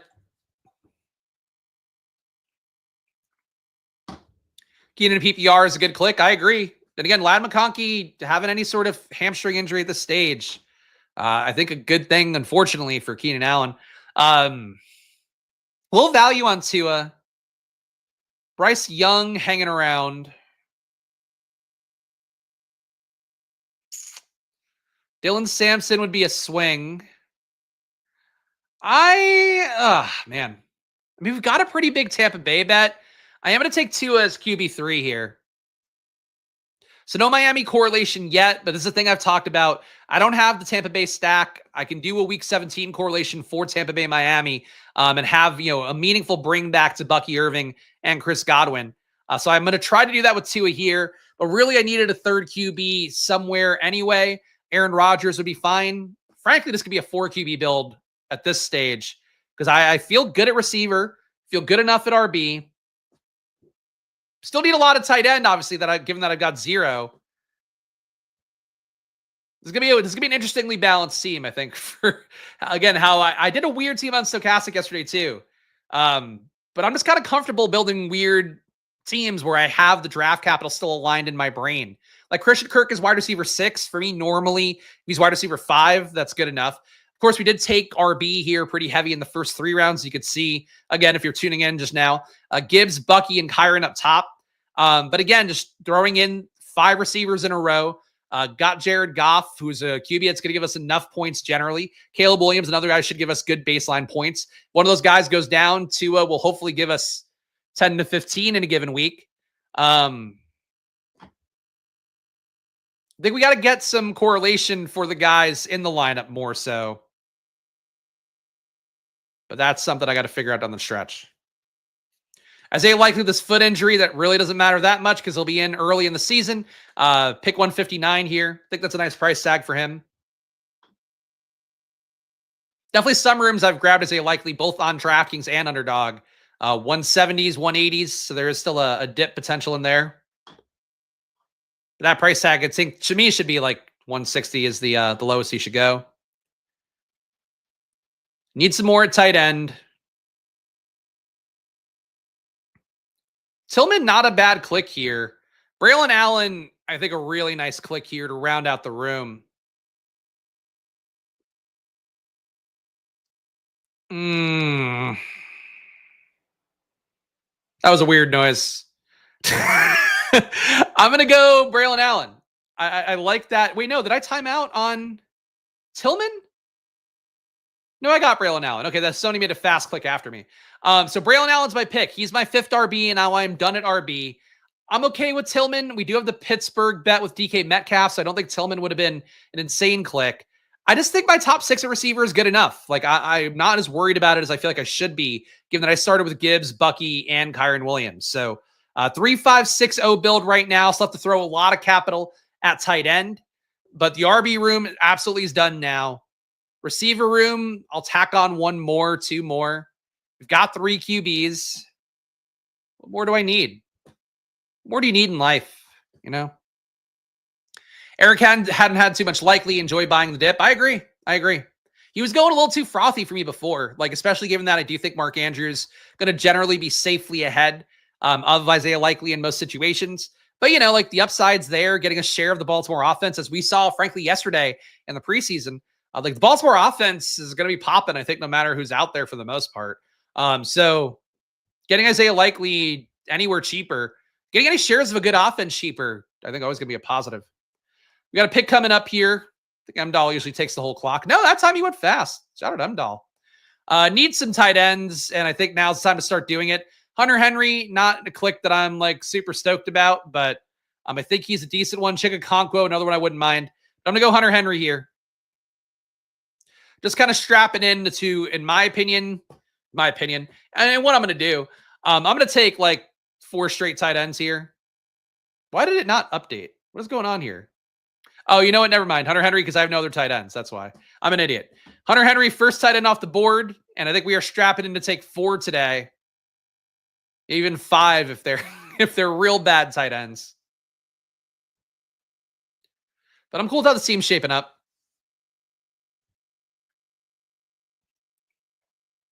See, drafters coming up next. Let's see what the fill is on there. I'm probably going to wait to enter the room. I'll tell you guys when I do. Just want to see how it is in this tab. Not necessarily on screen here. 3 out of 12 right now in a fast draft. We'll wait. We'll wait one more. I think one more pairing of picks, and then I'll enter the room. Tyler Algier goes at 175. Tyler Algier, again, it's contingent backs, so contingent backs are going to do whatever they're going to do. Sometimes they'll do not a lot. But Algier still has a role, like, even if Bijan is great. Algier last year, 9.3 intended touches a game, 1.6 red zone carries a game, so more than Ray Davis. Still had only 0.8 targets. That's not a lot. 19% avoided tackle rate's pretty good. Algier was good last year, and he gets okay volume. I don't know why people are like very, very blinded to players that have 7.5 or more touches a game. Those roles have value. Like Quinshon Judkins is probably not going to play in the NFL this year. And he goes one pick after Algier. I think Tootin, is probably a little bit undervalued at 172 for the upside, but he's probably not going to get you what Algier gets you touch-wise in year one unless things break his way. He passes up Tank or ATN for a role, and then you're hoping basically he gets to an Algier role. I just don't get the Algier stuff. I think he's too cheap. If you're trying to flesh out your RB room, huge contingent upside, and a guy's going to get you 10 touches a game. Awesome. Click him. Easy click. I don't say that as like an Algier like bag defender or anything. I don't have a ton of Algier or anything. His rookie year, I had a ton, and it was one of my favorite clicks, and that ended up really helping me out advance a lot of teams my first year of maxing out BBM. But I don't carry that at this point. Like, he's gotten passed up by Bijan a million times over. It doesn't mean that the role's not valuable at all, though. Oh, Puppy 3 live on Underdog. There we go. Shouts to all you guys out there. Want to play some cheaper tournaments. I'm probably not going to put a lot into the Puppy at this stage. Still got to get 34 in on BBM. So that's going to be my focus for these next, 26 days till the season starts, I think is where we're at. Pick 188 coming up here. Lots of tight ends available. We love to see that. Dante Thornton seemingly moving down the depth chart a little bit with how the preseason results looked, with Trey Tucker being deeply in the mix. Still think you could take Thornton, but I get why he's fallen in this room. Chig, though, I don't know why he's fallen, and we need tight ends desperately. So Chig Okonkwo, tight end 2, and I'll be looking for tight end 3 coming up here as well. Roche on a very similar click to Algier, going to get some touches and pass protection and the goal line each game. Still free. I agree. Said the same thing earlier. I agree. We should do another $1. Totally missed that one. I did as well. It's, it's hard to get all the tournaments in. You got to be paying attention really every day. And you got to remember that the cheap tournaments people are gobbling up very fast because a lot of those people very active on Twitter. They love to fill those tournaments very quickly. And then you have a ton of people as well, like me, and a good amount of the tournaments last year, just immediately max out with slow drafts. I think it's a great way to get volume down is to try to max those out in slow drafts. But I know for a lot of people, the fun is doing the fast drafts. I get it. A lot of people you have to please, I think, with the how they approach stuff. All right, pick 197 coming up here. I am, I wouldn't say married to taking tight end here, but very likely taking a tight end here again. We do want a 7th receiver at some point. But Dante Thornton, not really doing it for me. Will Shipley, think people going to read too much into the big play he had yesterday? Stat line going against the Bengals for that game looked pretty good overall. We don't have his game splits in here, unfortunately. Yeah. So they don't have yesterday's results, but he had 48 carries, 1 catch for 4 yards. The play that he broke all the yards on was like perfectly blocked. That's what Saquon's been crushing on. I don't think that showed a lot about Will Shipley, and people are going to read too much into it. The fact that A.J. Dillon was deeply involved, getting pass game work as well as getting carries, I think would spook me more about Shipley. Not a big Shipley believer, but I don't think that preseason game showed us what people might take away from it. So I would just caution against, going like, oh, big run for Shipley. He's the guy. I don't know that that's the case. All right, Mason Taylor hanging around. So we have a little Jets-New England correlation with Mason Taylor and Hunter Henry. I can live with that as tight end 3. Taylor, high ankle sprain for him as well. So same thing as Khalil Shakir. But he's a young guy, was starting. Think he's safely going to get back on the field. Be fine at some point this year, probably pretty early. So the team right now is a 3-5-6-3. Told you guys it's going to be a weird balance, but I still feel good enough about it. You guys can disagree in the chat if you want. We got Jared Goff, Jahmyr Gibbs, Bucky Irving, DK Metcalf, Calvin Ridley, Romo Dunze. Who is stacked up with Caleb Williams coming up. We have Hunter Henry as my first tight end, of course, preparing to throw a lot of capital at tight end to make up for that. Kyren Williams, going to be another RB up top in the 3 RBs we took in the first 3 rounds. Jordan Addison, Chris Godwin, Caleb Williams mentioned before. Christian Kirk is wide receiver 6. Again, that's why I'm kind of done at receiver so far. Ray Davis, RB4. Tua Tagovailoa, a 3rd QB. Part of that Tampa Bay Miami bet I'm trying to set up a little bit. Braylon Allen, Chigakonkwo, Mason Taylor. Braylon Allen was a pure luxury click, I think, at this point. But I like him. Tight end room, if we get to 4 or 5, I think will be good enough to go there. I don't see people building teams like this that often on stream. So, agree, disagree. This is what I'm building. If Saquon goes down, it's the Aaron Jones, A.J. Dillon splits that made us all furious back then. But frankly, I think at that stage, Shipley probably would be valuable enough even. But people expect him to take over like the entire role and like, that's why I take him in every draft. That's the part that I don't really agree with. But, he'll certainly have some utility. If Saquon goes down, that would be like a massive part of that offense entirely gone.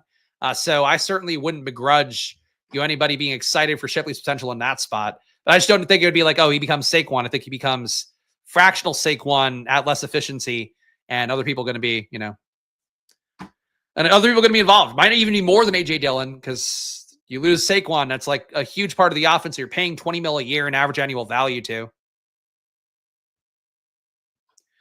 So doing 150 slows to max the puppy 3, but I heard clocks get short. I think at this stage you'd be fine. But they shorten down a little bit. They don't get like seconds short. They get like hours shorter. The main thing I would say if you're going to do slow drafts, and I've done probably this year, I'll have done, I think, 150 to 200 slow drafts. I've did a lot in all the smaller tournaments, not in BBM. Just grab them if you can whenever the notification goes off. That keeps me ahead of pace pretty well. But, sure people have different strategies. Still think we need more at tight end. I think Waller went, though, which kind of shocks me that he did go. Theo Johnson, to me, one of the last credible tight ends of this range. I'm going to go his way. We still have 2 more picks left. So I'm not going to enter the drafters draft yet, but maybe after this next pick, we'll do that. So here we go. We've peeled off 4 tight ends in a row. Hunter Henry, Chigakonkwo, Mason Taylor, Theo Johnson. Both young, the young tight ends of New York City. Really more of New Jersey. But the real young tight ends in New Jersey on my squad now with Mason Taylor, Theo Johnson. And I think that's it. Thought I would get Darren Waller in the mix. Where did he go? Oh, he went pick 194 here. I didn't realize he went before Mason Taylor. Waller has generally fallen a lot on DraftKings to the point where I've got him in round 20. In this room, though, he goes a little bit earlier. So that's unfortunate. We're not going to have any Miami correlation at tight end. Hate to see it. Keaton Mitchell, big preseason game yesterday. Still wouldn't put him ahead of Justice Hill, but definitely draftable in round 19 here. It's a nice click. My out-on fan that shocks me. You're too much in Njoku. Too much in Njoku. Don't want to play for a partial role slot tight end. Maybe he's, in a best case scenario, he could be Mike Gesicki, I guess. But I don't know that I see that pathway in year 1.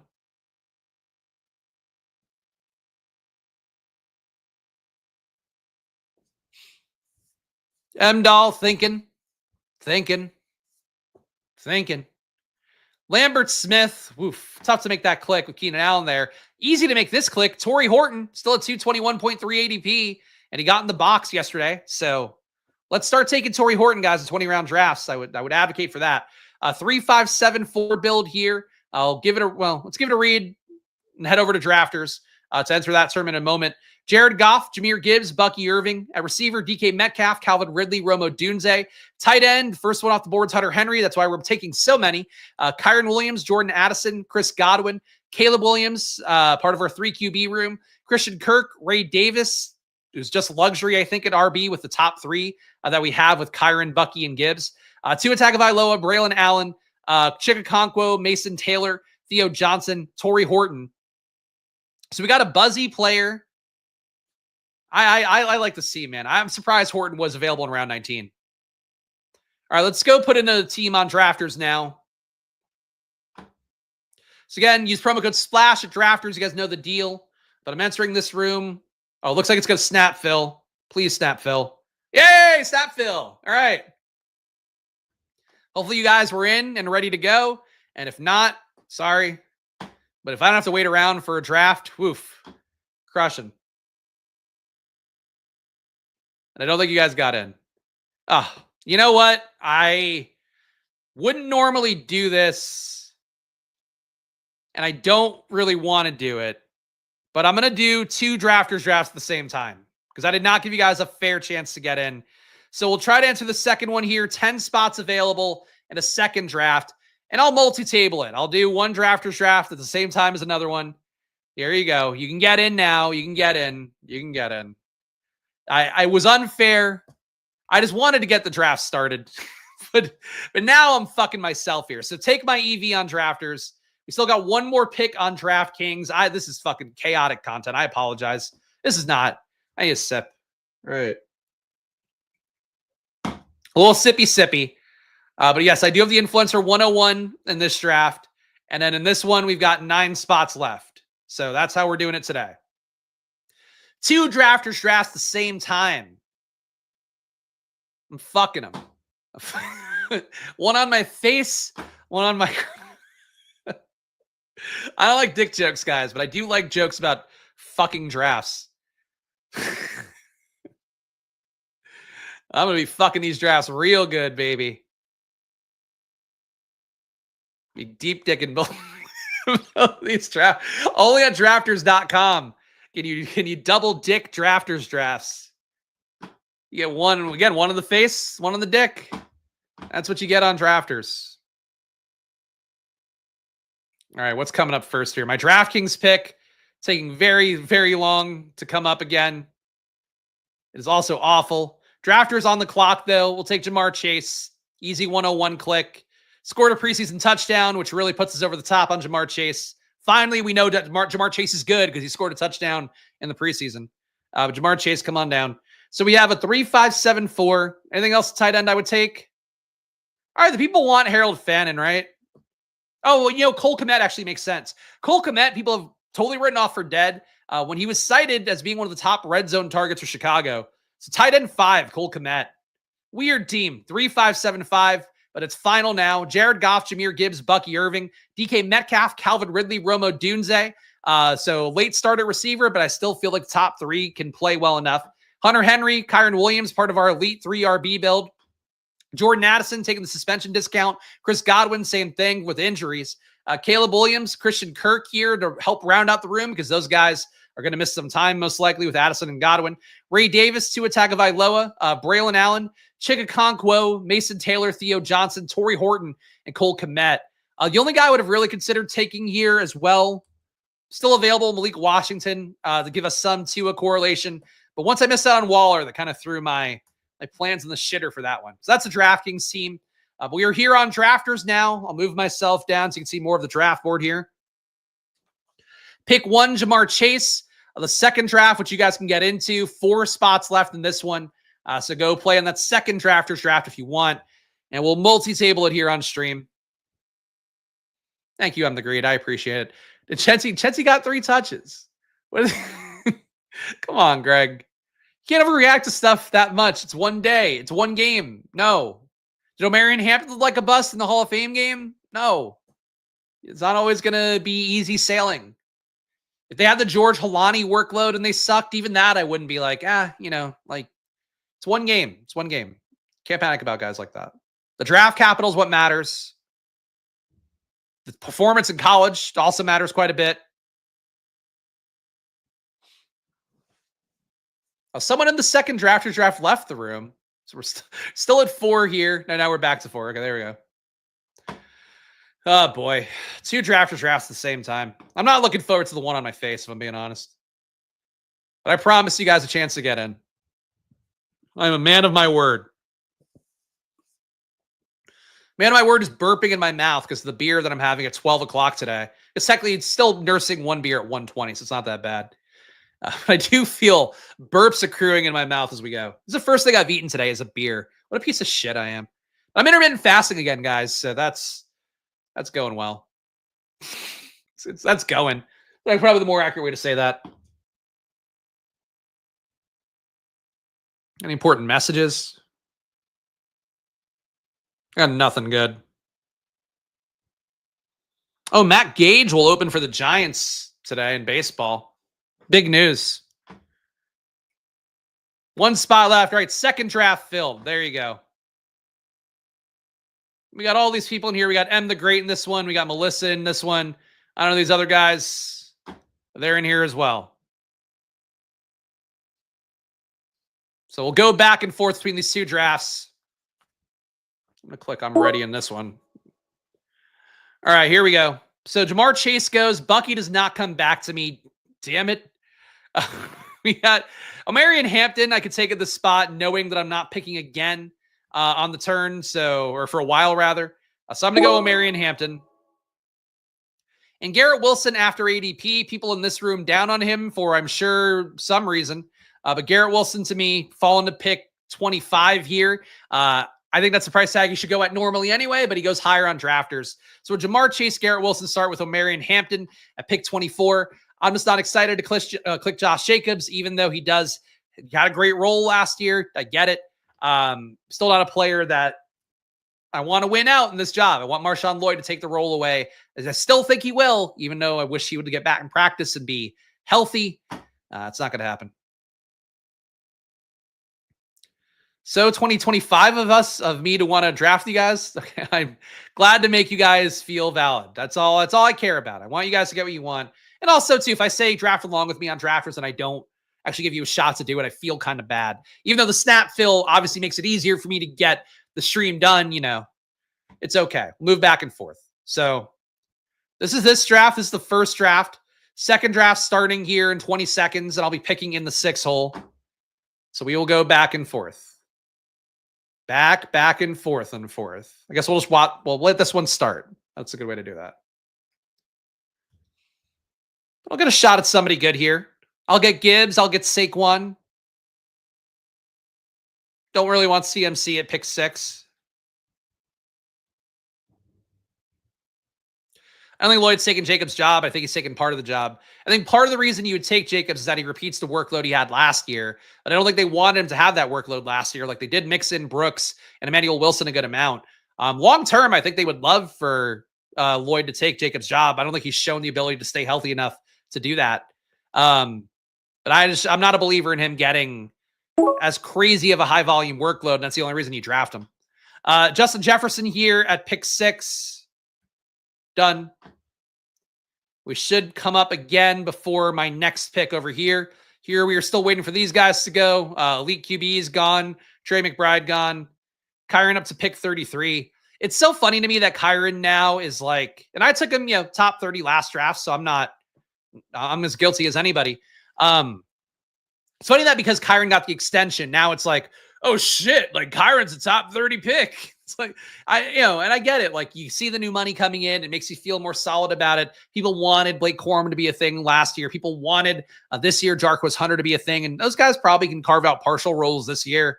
But like, it was always going to be Kyren getting the lion's share of the work. Like you don't give a guy 5+ red zone touches a game for 2 straight years. And that guy just doesn't factor in the next year.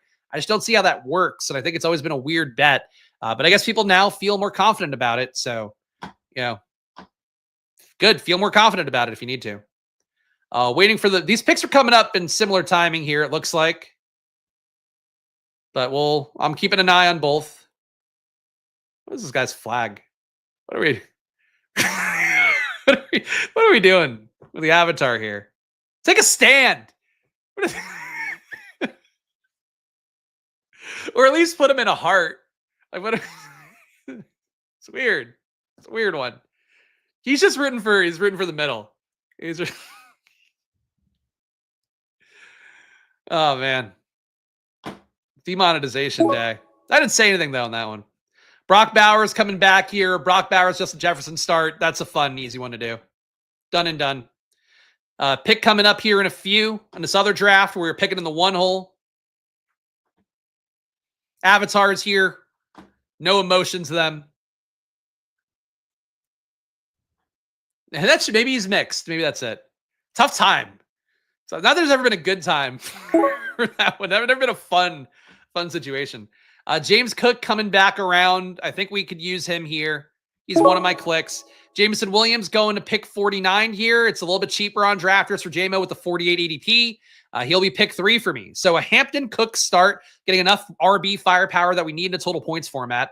Jamar Chase, Garrett Wilson, Jameson Williams, our receiver room. And then we got a few picks before we come up here in the other drafters draft, where we have Jefferson and Bowers.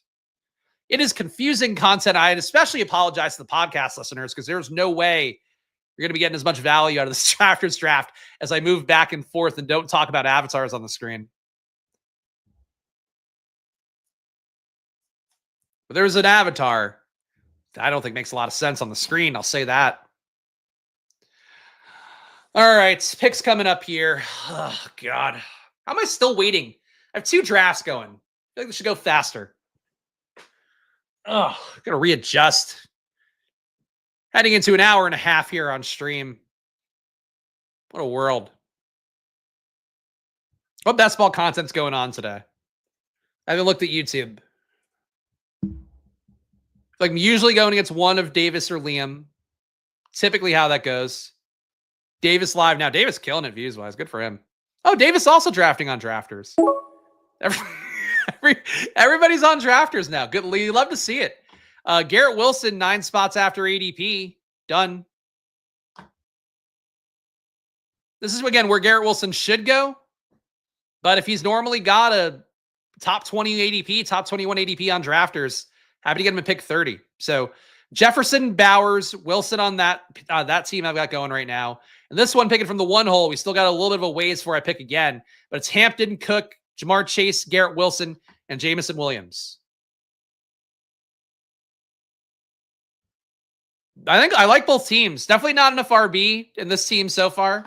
We'll get there. Be nice to get a value at RB on this team. This guy going RB heavy. And I think both sides of the equation, they don't like pigs. So I don't know what he's doing. You can't be an RB Piggy with that avatar. It's a dirty animal for half of the avatar. And an unallowed animal for the other half. Jane Daniels goes to pick 36. Behind Jalen Hurts. What are you guys doing? I think Melissa, this is Melissa here in the chat.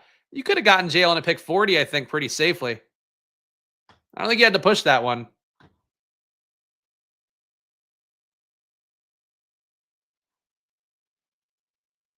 All right, we're coming up in both rooms.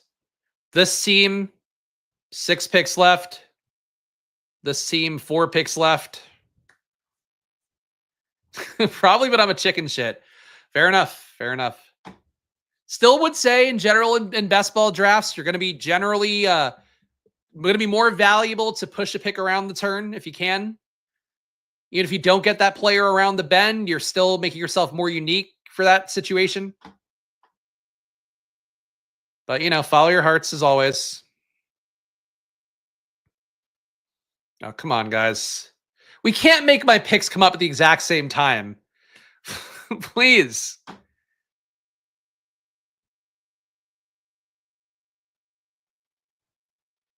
Oh, this guy. Just take another running back. Whatever. Fucking cares. Make your pick. There we go. Takes Kittle. Feels like this is a 0 RB team at this point. Going up and getting James Cook, I don't think it'd be a crazy thing to do. But Mike Evans after ADP is pretty tempting. So a Jefferson, Wilson, Mike Evans team brewing here. This one's coming up as well. God, I hate it. Chris Olave, a little bit of a faller in ADP. Scooping him up, I think, would be a nice first click here. And we do have the bet on Detroit with JMO. So I don't mind that. Tony Pollard would be the ADP click. I don't mind Tony Pollard, but I think I prefer David Montgomery. So David Montgomery, RB3 for me. A 3 RB, 4 receiver start here on this team that started first with the 101 spot. Omarion Hampton, James Cook, David Montgomery, Jamar Chase, Garrett Wilson, Jameson Williams, and Chris Olave. Joe Burrow went really early here at pick 55, so no shot at getting him all the way back, which is fair enough. And this team here, a Jefferson, Wilson, Evans, Brock Bowers, 0 RB start for team number 34 for me on drafters.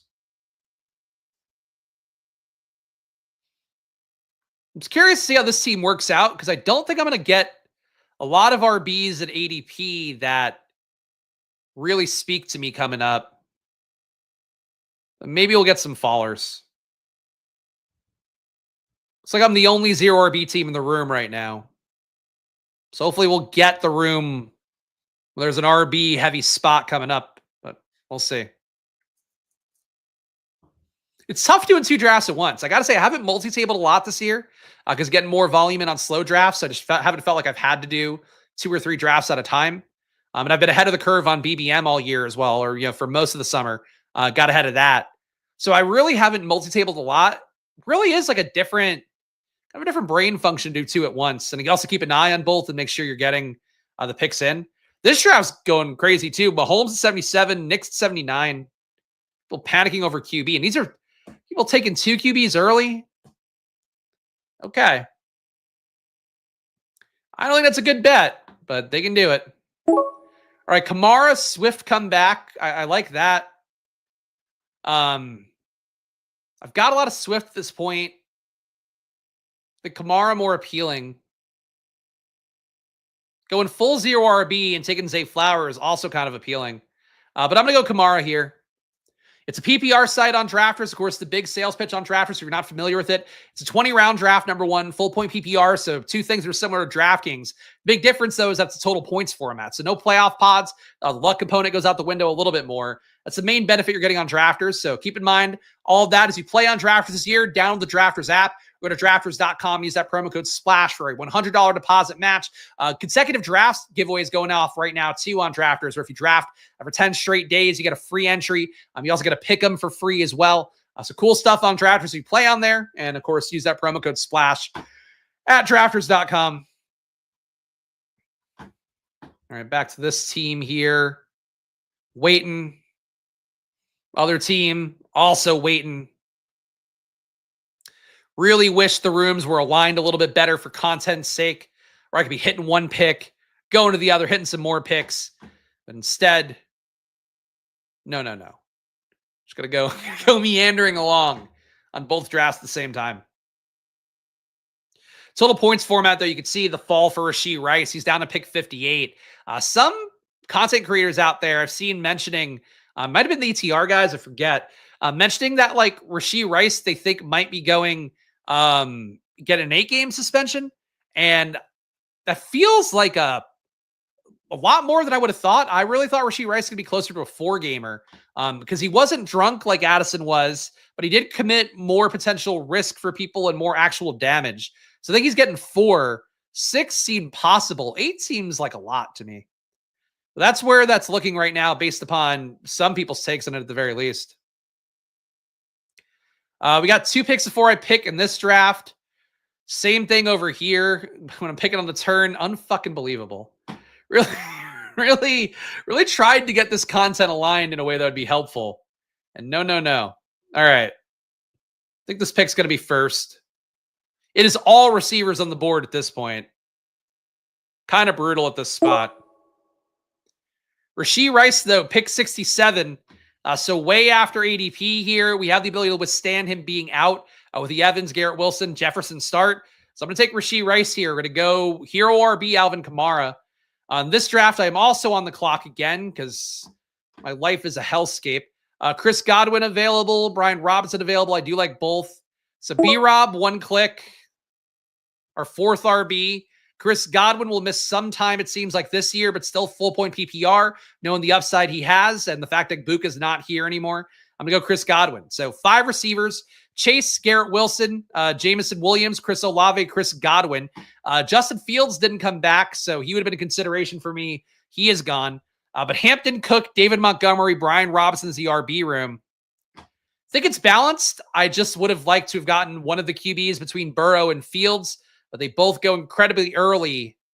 So guys who probably didn't need them because the guy took Burrow, also took Knicks really early. This guy took, well, I guess this is Melissa, taking Hurts early. Wait, no, is this Melissa? No, it's a different guy. Never mind. Sorry, wrong room. This guy took Hurts early and took Fields a little early. Ugh. Oh, well. Going to have to back stack this team, I think. But it depends what QBs we get on the way back. And in this draft, got a few more before I pick. Oh, boy. I think I'm also not as good at making talking points between doing 2 drafts because it's so hard to keep my brain aligned between the 2 different drafts. This is on me. This is not great content by me, and I apologize. When I'm in 2 drafts, what I do is use the full clock on one of them to slow it down, and then the other one get further ahead. That makes sense. Then it could still end up being evened out anyway, because it depends how fast people around you are clicking or not clicking. So I'll just deal with it. The teams so far on my first draft on Drafters: Omarion Hampton, James Cook, David Montgomery, Brian Robinson. So we've got projectable points to make up for the fact that Hampton maybe starts slow. Cook holding out into the season, potentially. I don't think it's likely, but it is a potential outcome. Receiver, Jamar Chase, Garrett Wilson, great start. Jameson Williams, wide receiver 3, that works. Olave and Godwin on top of that. That all works for me on this team. That's the wrong window. Shit. That's the team I just read. And this one that I'm now picking in, fuck me. Tony Pollard still available. We'll take him here. A week 17 correlation for Alvin Kamara and Tony Pollard, which doesn't matter on this site. But we got a Kamara-Pollard team here with Jefferson, Garrett Wilson, Mike Evans, Rashee Rice, and Brock Bowers. I like that these 2 teams that I'm drafting, one has Chase, one has Justin Jefferson. And I like that I got Tony Pollard at pick 78 here, a little bit of a value. This seems kind of fun. Frankly, I think both teams are pretty good, despite my brain feeling a little bit askew from having to switch back and forth here, and also make sure that I'm switching back for you guys. I like both teams, and they're different kinds of teams. I think that's fun. This one's going to come up first, though, I'm pretty sure.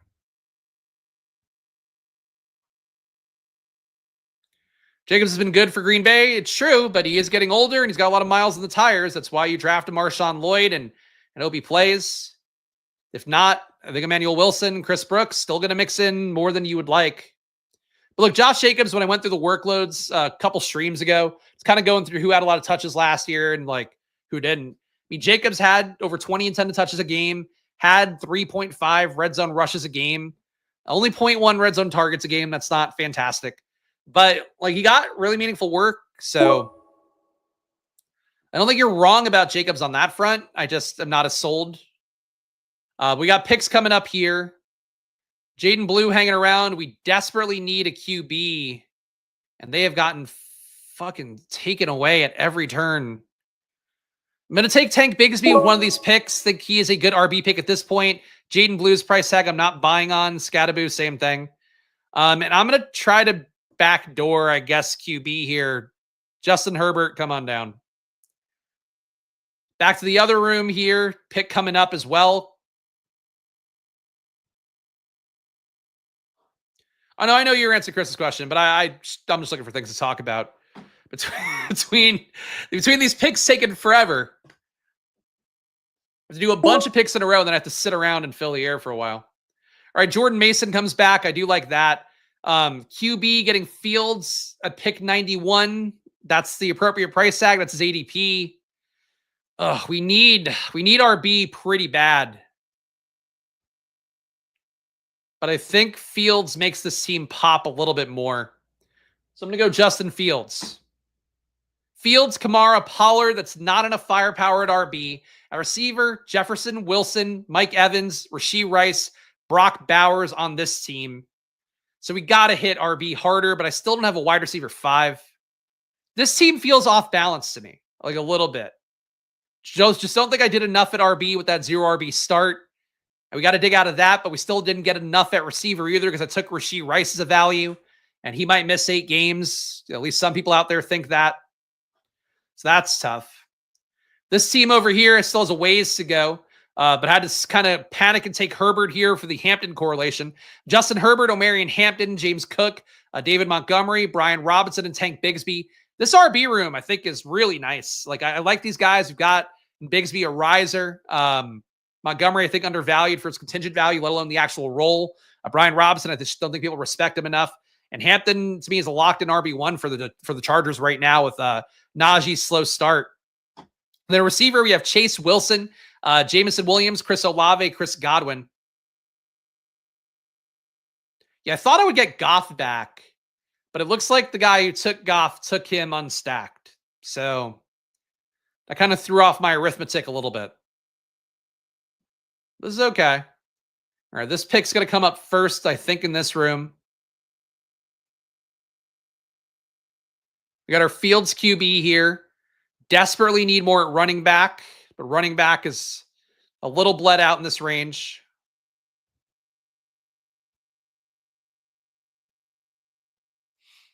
Come on, guys. Make your picks. Go fast here.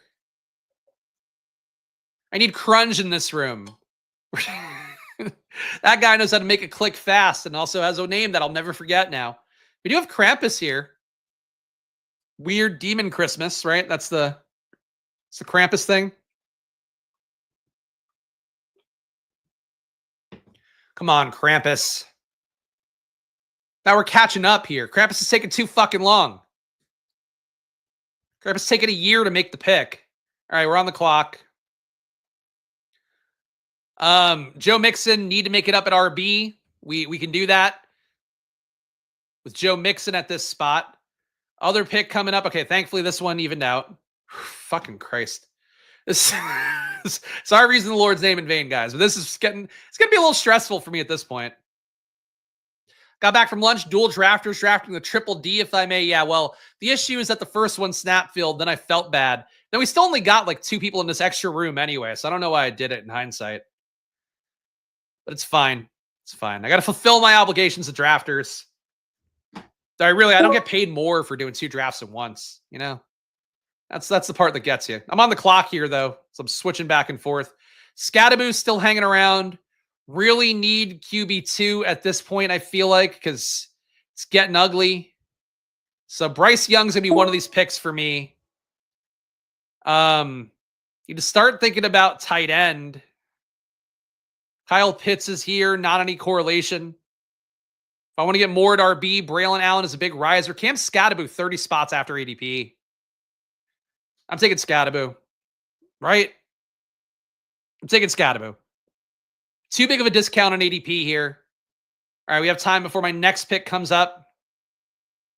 We've got Herbert, Bryce Young, Omarion Hampton, James Cook, David Montgomery, Brian Robinson, Tank Bigsby, and a 30-pick discount on Cam Scadaboo. He's hurt. The reports have definitely favored Tyrone Tracy, but I don't know how you don't absorb a 30-pick discount on Scadaboo at this point. Jamar Chase, Garrett Wilson, Jameson Williams, Chris Olave, Chris Godwin. 2 Chris's. Chris supporting Chris is what you're getting in this one here. I like the team. I think this RB room's coming along. Got to get some targets for Bryce Young, ideally, but we'll have some options late. And then this team coming up at a few picks. We've got 3 RBs in this one, 4 receivers in this one, but it's a good top 3, and when Rashee Rice plays, it'll be a good top 4. Oh, you got a 30-pick discount on Cam and a BBM yesterday. That's nice. Look, I would absorb the Scadaboo fall at this point. Like, I know people, again, really reading a lot to that one ESPN guy who was like, Tyrone Tracy's going to get all the work, and I don't even know who that dude is. Like, I don't know. Like, you can follow whoever you want in terms of news and all that, but it wasn't somebody who I'm like, oh, this guy is like someone who's really nailing it time and time again. It was literally just a dude. Think a bit of a tier break here with Charbonnet, Jaden Blue, and some of these guys. Charbonnet obviously benefits a lot if he takes workload away from Kenneth Walker. He might not take as much away as we'd like to see if you're drafting him reliably, but I need an RB at this point because we just don't have enough capital there. So Zach Charbonnet is going to be my 4th running back off the board. And we got time before I pick the next draft. So the team in the second draft right now, we got Justin Fields. I do like that pick stacked up with Wilson. Alvin Kamara, Tony Pollard, Joe Mixon, Zach Charbonnet. Receivers are Jefferson, Garrett Wilson, Mike Evans, and then Rashee Rice. If Rashee Rice gets like a 4-game suspension, the team is like really sick. If he gets an 8-game suspension, the team has got a little bit of problems there because I have not taken a wide receiver 4 to replace him or a 5 that's got projection to kind of make up for it. We have elite tight end with Brock Bowers, though. I think this team's got some risk to it with the RB room and the Rashee Rice part, but it's got a lot of upside too. So I like the team. And this other draft I have going as well. We got Herbert, Young, Omarion Hampton, James Cook, David Montgomery, Brian Robinson, Tank Bigsby, and the huge fall in Cam Scadaboo. We have 5 receivers here with Chase, Wilson, J-Mo, Olave, and Godwin. I think it's a strong enough top 5. Was really hoping Keenan would come all the way back to round out the receiver room. That's not going to happen. All right, now we're waiting on both clocks here. Which one will come up first? I don't know. Because my third leg RB room is fire. I appreciate that. I think I'm building a lot better RB rooms this year while still not totally killing my receiver rooms. I think it's been a big focus of me this entire year. And hopefully I think I'm hitting my stride with it. And I will be checking my exposures at the end of the video, guys. So if you want to stay tuned here, I'll be doing a run through Best Ball Explorer at the end to see, just so we can all be aligned on where I am. And you guys can, tail, fade, whatever. I don't really care. You do whatever you want. All right, we're coming up on both boards again. God damn it. Come on. It's just the worst when I have to click them at the same time. Really gets my goat. All right, some nice receivers here. Second QB also here with McCarthy, and I think I have to take the second QB. I'm going McCarthy. Would love to take Bateman here as well to round out that receiver room, but we're not going to do it. We're on the clock here around the turn as well. I think I'm back on the right one. I don't know if I ever clicked over. We need something at receiver. We need stuff at tight end. Adam Thielen, wide receiver 6. I can live with that. Oh, fuck. What's... Why Jalen Wright? What the fuck happened there? Oh, fuck this. I fucking hate Jalen Wright. I hate Tennessee running backs in general, like from the College of Tennessee. Ah, that's brutal. It was right at least after ADP. No, he probably wasn't. They must have double-clicked somehow, but fuck me. Oh, that makes that team so much worse.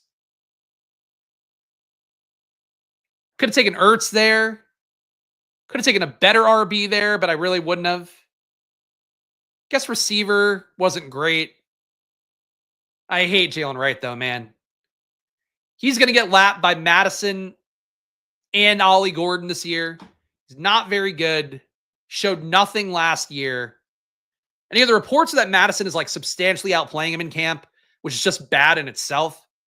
Madison's apparently looked good, but like, oof. All right, that team's dead now. I don't think one bad click will kill your team, to be totally clear. But I hate that I took that fucking guy and I didn't want to. And it wasn't a timeout either, because I clicked Thielen and that went. So I don't know what that second click was. Maybe my mouse. I don't want to blame drafters. Something didn't work out there. What if Jalen Wright ends up being the pick you need? I find it hard to believe that Jalen Wright, RB7, will be the player I need. Like, I have so many much better guys ahead of him. But, maybe I think he gets spiked once or twice this year. See, I really only clicked once, though. I'm pretty confident in that, but it's fine. Look, it was a fuck up. I'll take the blame for it. I'm mad at it, though. Doesn't make me not mad at it. That's what I'll say. All right. We need another RB in here. We also need more at receiver still. But again, I feel like the RB room just kind of needs more capital because we just didn't give enough early on there. So I'm going to go Ray Davis at this point, pick 139. Fifth RB. Going to have to add some volume late at receiver, but if this top 4 pays off, like this is a really strong top 4. Again, remembering the fact that Rashee Rice at one point was going top 20 in these same drafts on drafters, getting him at pick 67 with a Garrett Wilson, Jefferson, Mike Evans team. I think this team is unique enough and pretty strong at receiver. Those guys suck, though, if they don't live up to where they're getting drafted. That team's going to be fucked because I just don't have enough depth at receiver. But that's like a really good top 4, I think. And this team ruined by taking Jalen Wright. At least we got to 6 receivers, though. Ugh. Hate you, Jalen Wright. Jalen Wright, I think relative to how people view him, and there's a couple guys that I'm probably not thinking of that would pass him up. One of my least favorite players in football. I think, I just don't know what the bet you win is. I guess the bet you win is that he's Devon Achane. We don't know it yet. He is a freak athlete like Achane. I get those parts of it. But man, I just can't get there. Confirmed nihilist Mike McDaniel seems like the kind of dude to troll us by giving Wright 40 touches in a meaningless game if Achane gets hurt. That's possible. That's possible. I guess that's the bet if you're taking Jalen Wright. But in terms of him having to roll week to week, like, I think it's more likely that Madison's the power back this year. I think Ollie Gordon's got more juice. Like, and I'm not a big Ollie Gordon guy either. I think he's got more juice than Jalen Wright as well. And we're coming up on both picks, so let's try not to. Let me try. I'm saying let's, like you guys have a stake in this. But I'm going to try not to fuck it up as much here. I do want to get Jatavian Sanders as one of my picks at this point. Just need a little bit more at tight end. Mike Gesicki, still a viable click. God, we need some more at receiver, but I think we need tight end the most. I'm going Gesicki and Sanders on this turn here. We've got the Jamar Chase bet, so we'll go that. Other draft, of course, I'm on the clock in as well. We need more at RB here. Braylon Wright, way too cheap in every platform. If you get him to pick 150. Braylon Allen, did I say Braylon Wright? He married Jalen Wright. Braylon Allen at this stage, a player who has had really good camp hype, has had also a situation that every beat reporter for the Jets has said he's going to be in the mix to some extent, to the point where people have said he's going to have like the David Montgomery in Detroit role of this Detroit mostly imported offense with Tanner Engstrom as the QB, as the offensive coordinator there.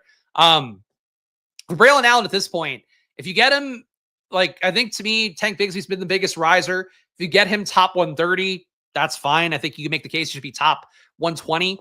Braylon Allen, to me, should be top 140 at this point. If you have Dylan Sampson going 140, Ray Davis going 139, Braylon Allen is like a very large man. The team needs a power back.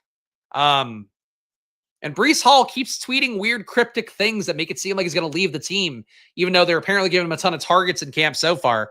You can run into an outcome where Braylon Allen is like super legit and wins everything. So I think Braylon Allen being RB6 on the seam is really nice. So the team right now needs correlated with Fields on this one as well. So Fields, McCarthy on this team with Kamara, Pollard, Mixon, Charbonnet, Ray Davis, and Braylon Allen.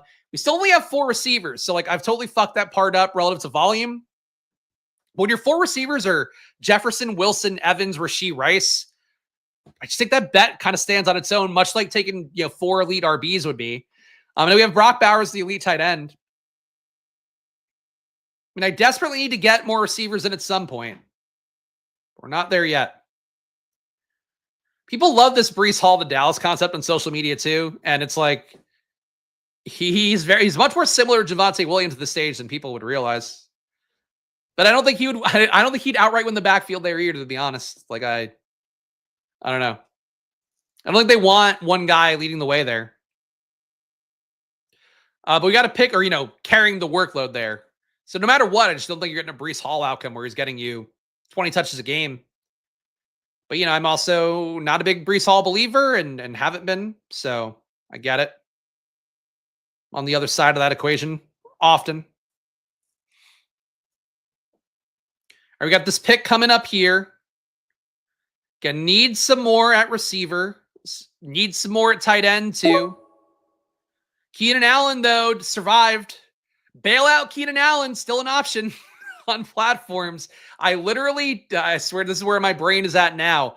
Because I know too many people in rooms are watching my draft streams. I get it. That's the EV I give up by doing this content.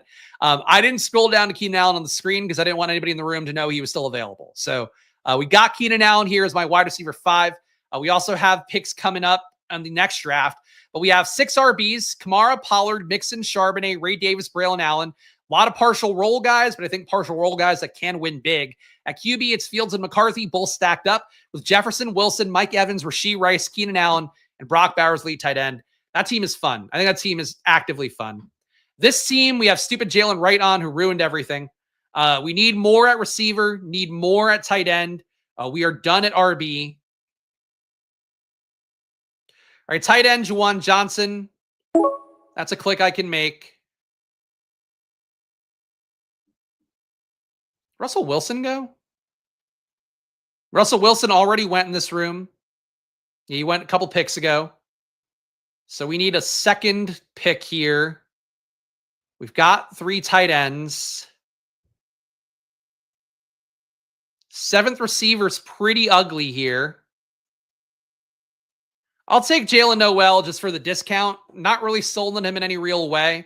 But he does give some upside here, more than other guys, I think, in this range. And I don't know that I need a 4th tight end on this particular part of the draft. So that's how that looks right now. This team here, the first team I started drafting on Drafters, as we are, it's supposed to be a tri-draftalon. I guess it's now technically a quad draftalon. But we got Justin Herbert, Bryce Young as our QBs. Kind of panicked at QB because of the situation here with a lot of guys getting taken a little bit early. O'Marion Hampton, James Cook, David Montgomery, Brian Robinson, Tank Bigsby. Huge discount on Cam Scatterbo and Jalen Wright, an accidental click that I don't know how really happened. Jamar Chase, Garrett Wilson, Jamison Williams, Chris Olave, Chris Godwin, Adam Thielen, and Jalen Noel. One more receiver here over Jalen Wright, and I think this room looks a lot better. And tight end, Jatavian Sanders, Mike Gesicki, Juwan Johnson. Want to get at least one more tight end with that. I mean, I only have one more pick left, but so I want to get one more tight end with that. We'll see if that happens. And this team here, it's about to pick. It's a Fields-McCarthy team with Kamara, Pollard, Mixon, Charbonnet, Ray Davis, and Braylon Allen. I think that RB room works, even though we didn't take guys early like I like to do these days. Jefferson, Wilson, Evans, Rashee Rice, Keenan Allen. Keenan Allen should be more of a wide receiver 6, but get him to pick 163 at this point. I think too cheap. And we got another click coming up here. And I see some guys I could take. Wandale here. We need more depth at receiver. We have a little bit of Vegas bets for week 17. Not that that matters as much in a total points format. But Wandale, PPR, scams sometimes. Certainly has contingent value if Neighbors were to ever go down. Wandale will be my 6th receiver here to make up for the fact we just did not take enough capital there. All right, so this team is now Jefferson, Wilson, Evans, Rashee Rice, Keenan Allen, and Wandale at receiver. That is a weird room, but like the top 4 is one of the best receiver top 4s I've built this entire offseason. The Jefferson, Wilson, Evans, Rice can all break slates multiple times over. They all have 2 touchdown upside. Just comes down to, like, did Rice get 8 games or did he get 4? If he gets 4, this team's a smash. If he gets 8, this team is, like, fighting. Do I fuck with Shuck? I don't love that Rattler's outplaying him in camp. I still think Shuck gets on the field this year. But, like, to me, he's kind of like an AR where, like, he should start week 17. He's a young guy. This new regime brought him in. But do I have enough confidence to take him in a 2 QB build? No.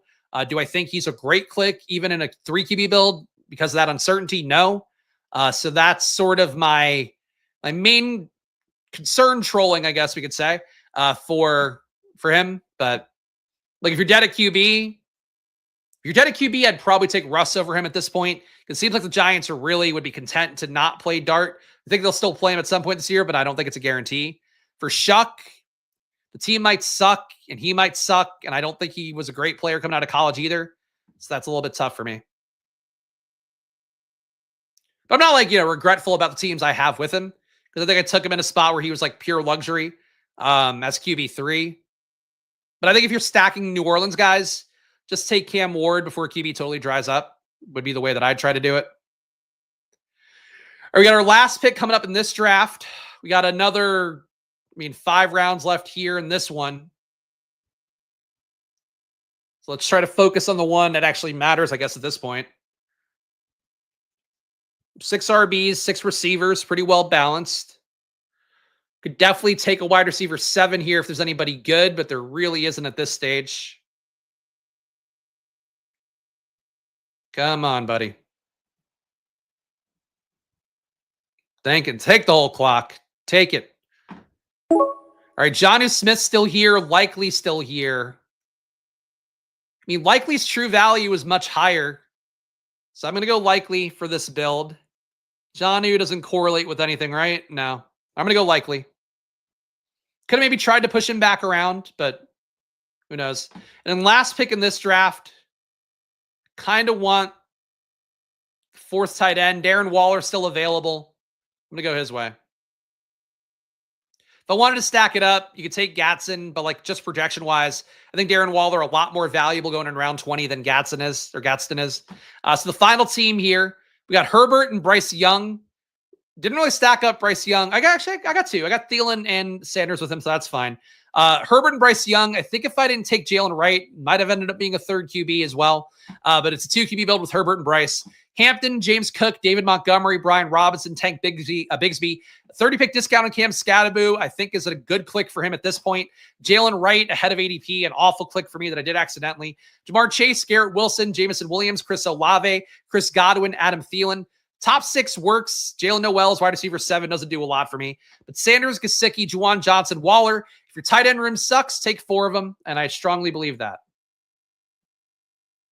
This team, before we make our last 4 picks, is a Fields-McCarthy team with Kamara, Pollard, Mixon, Charbonnet, Ray Davis, Braylon Allen. At receiver, it's Jefferson, Wilson, Mike Evans, Rashee Rice, Keenan Allen, and Wan'Dale Robinson. Really weird allocation of capital here, but I think it would math out. Brock Bowers, lead tight end. Isaiah Likely, second tight end. Probably will still take a third. This seems the more fun one, I think. We're going to flesh this draft out. We're going to finish it on stream. And shout out to the kind chats here. Another great Friday. Thanks to Spags. Stand up anywhere is a mark of greatness. Thank you for that. I appreciate it. Fun times today. Have a good weekend, everybody. Hope you do have a good weekend if you're dropping off early here. But I got 4 picks left, so I'm locked in until hopefully not 2.5 hours. This would have been the fastest try draftalon ever if I didn't do the extra drafters draft. That's on me. That's on me. Could have gotten out here in clean 2 hours. Probably wouldn't have clicked Jalen Wright. These are the regrets we have. But Elijah Arroyo hanging around. Cade Otton hanging around. We do have a Tampa Bay bet. Receiver definitely falling off the cliff at this point. Really, none of these guys at receiver are like fun clicks, even a little. So I'm just going to go Arroyo here. Know that we need the third tight end this early with Bowers, but likely if he misses time, we'll have some cushion here with Arroyo.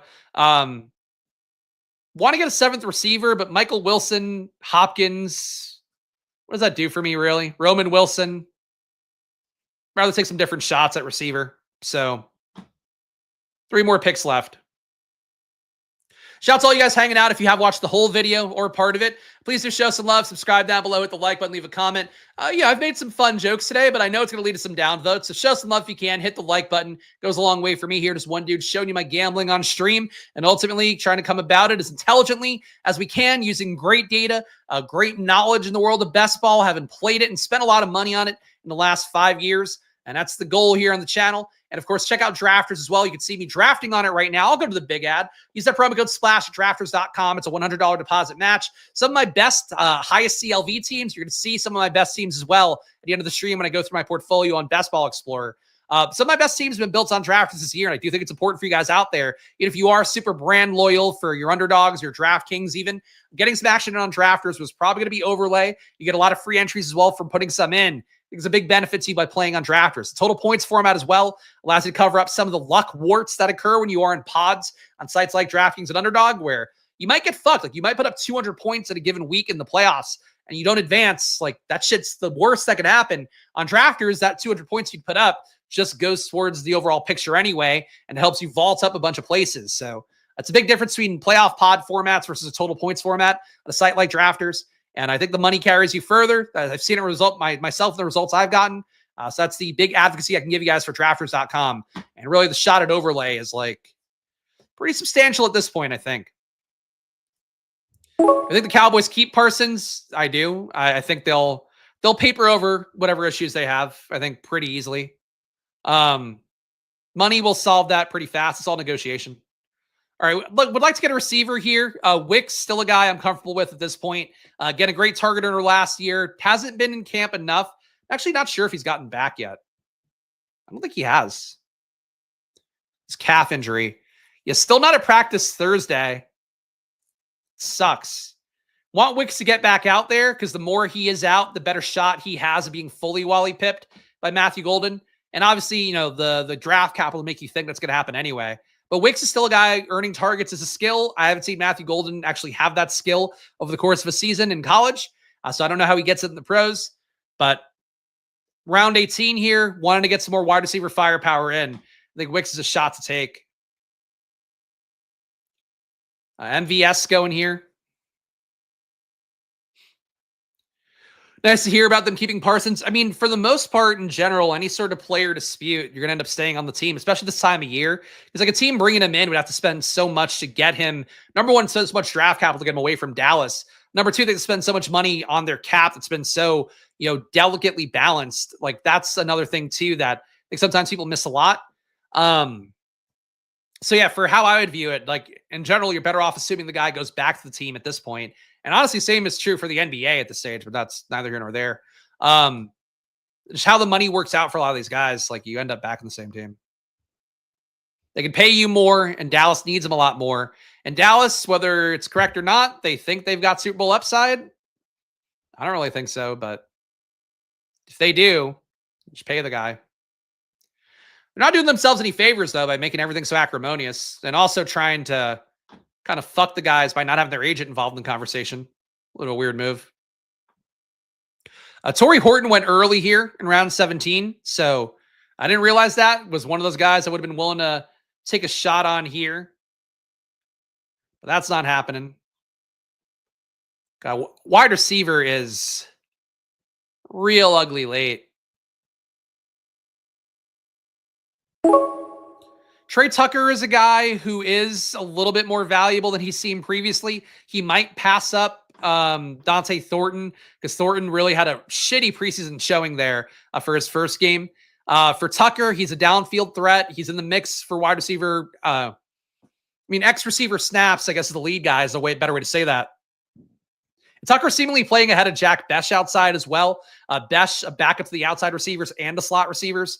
So for Tucker, he's draftable in a 20-round format. I probably wouldn't take him on Underdog. But if you really need a wide receiver 7 and everybody else who has actual work is gone, I think you could take him. So the team so far with 1 pick left, Fields and McCarthy at QB. It was a 0 RB start, basically. So Kamara at pick 54 with Pollard, Mixon. Big value on Mixon, obviously, with the injuries and all that. Charbonnet, Ray Davis, Braylon Allen. At receiver, Justin Jefferson, Garrett Wilson, Mike Evans, Rashee Rice. Rashee Rice being the big question mark here. We then punted on receiver for a while until taking Keenan Allen at pick 163. Allen's true price is like 130 to 150 range, in my opinion, and I think the markets will bear that out. So getting him at 163 here when I need a 5th receiver desperately, I think is a good pick. Wan'Dale Robinson, guy's got to roll. Wicks, guy who's got to roll. Tucker, guy who's got to roll. Trying to grab guys like that to make up for Rashee Rice, wide receiver 4. Then a tight end, Bowers, likely Arroyo. Don't need to do 3 tight ends, but it's 20-round draft. Brock Bowers will be good. Maybe one of the other guys will have to fill in if Bowers gets hurt or something. All Jerry's coaches make it seem like he's trying to purchase oil in the 80s, and it's getting annoying. It's been annoying since the 90s. I mean, really, except they won then. But even, recently Jimmy Johnson talked about it. And just the fact that he wanted to stay with the team and Jerry Jones wanted more power and front office decisions. And that's why it went apart. He literally tore apart a dynasty with the best coach of the 90s just for his own ego, which is never really what you want to see from your owner, governor, whatever. Receiver, guys like Josh Reynolds work for this team. Troy Franklin, if he were to get sniped, would also work. Still think Parker Washington draftable. Tutu Atwell, very draftable for the Rams. He's getting paid $10 million this year. Getting paid more than Keenan Allen. Tutu Atwell should be drafted more reliably on DraftKings and drafters. Come on, dude. Whole clock here. Ty Felton, I don't think draftable right now. He could show something when Addison is out, maybe, but the camp reports have not been good enough. I'm going to go Reynolds here. Just we got the Jets bet with Fields. Might as well add on one more receiver there.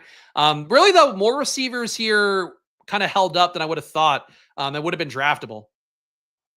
I do have JJ and not Addison, but Naylor's still there. You got a ways to go.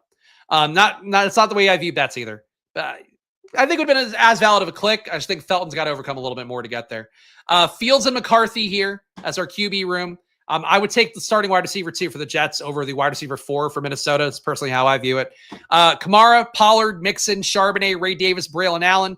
Some Jets correlation there with Braylon.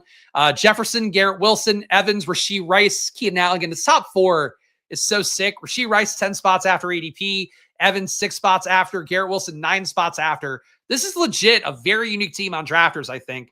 But Keenan Allen at wide receiver 5, maybe I undid some of the good from that unique team. Wandale, Wicks, Tucker, Reynolds, all projectable guys here to make up for the fact that Rashee Rice could miss 8 games. Bowers, elite tight end, likely a little bit after ADP, and he's already going at 128, or excuse me, 128, dyslexic here, 182 ADP. Elijah Arroyo as well after ADP. This team is really nice. I like it a lot. All right, so the final thing here, I've promised a look at my Best Ball Explorer portfolio right now. So let's see how we can pull that up over here. So not including the drafts done on stream today, so that's another 4 into the bucket.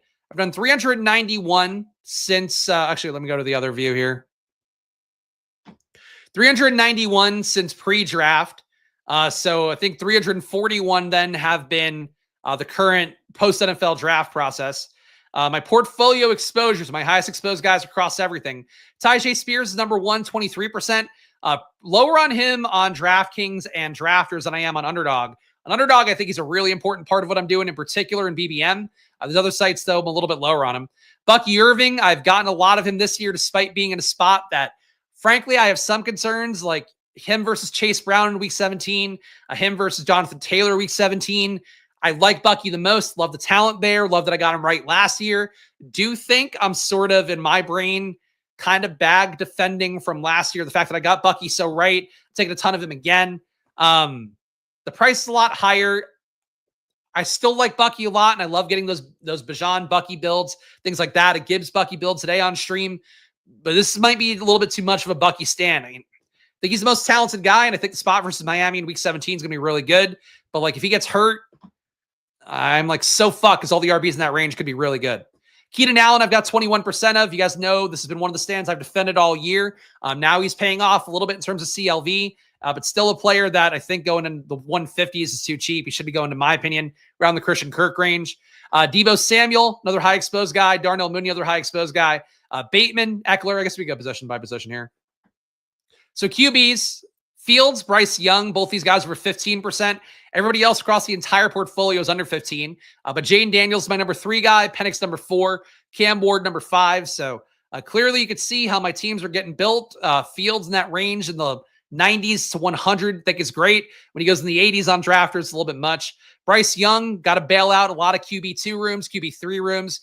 He's been my QB2 a lot more, though, than I'd like to admit, because you get sniped to death a lot of times in these rooms on DraftKings, on Underdog. But DraftKings, I've only got 6% Bryce Young, so maybe not so much there. Jaden Daniels, you guys know how much I love him. He's back again. Baker Mayfield up top here, whatever. Top RBs, talked about Tyjae, talked about Bucky. Austin Eckler, I just don't think Krosky Merritt gets there this year. I get people being excited about him, but Eckler was a really good player last year for a team that trusts its vets, used its vets to death. Eckler, to me, underpriced, and is getting more underpriced because people think Krosky Merritt is going to affect things. In particular in BBM, I've got 20% Eckler, so big Eckler fan. Swift, took him a lot on drafters early on. I've got 31% there. Still 17% on Underdog. The bet's a Ben Johnson bet. I take Swift or Roschon a good amount.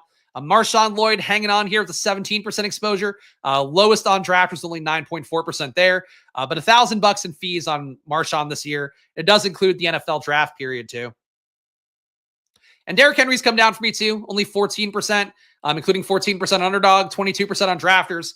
Henry has leveled out a little bit, so he's not quite a 24% stand for me like he was almost before.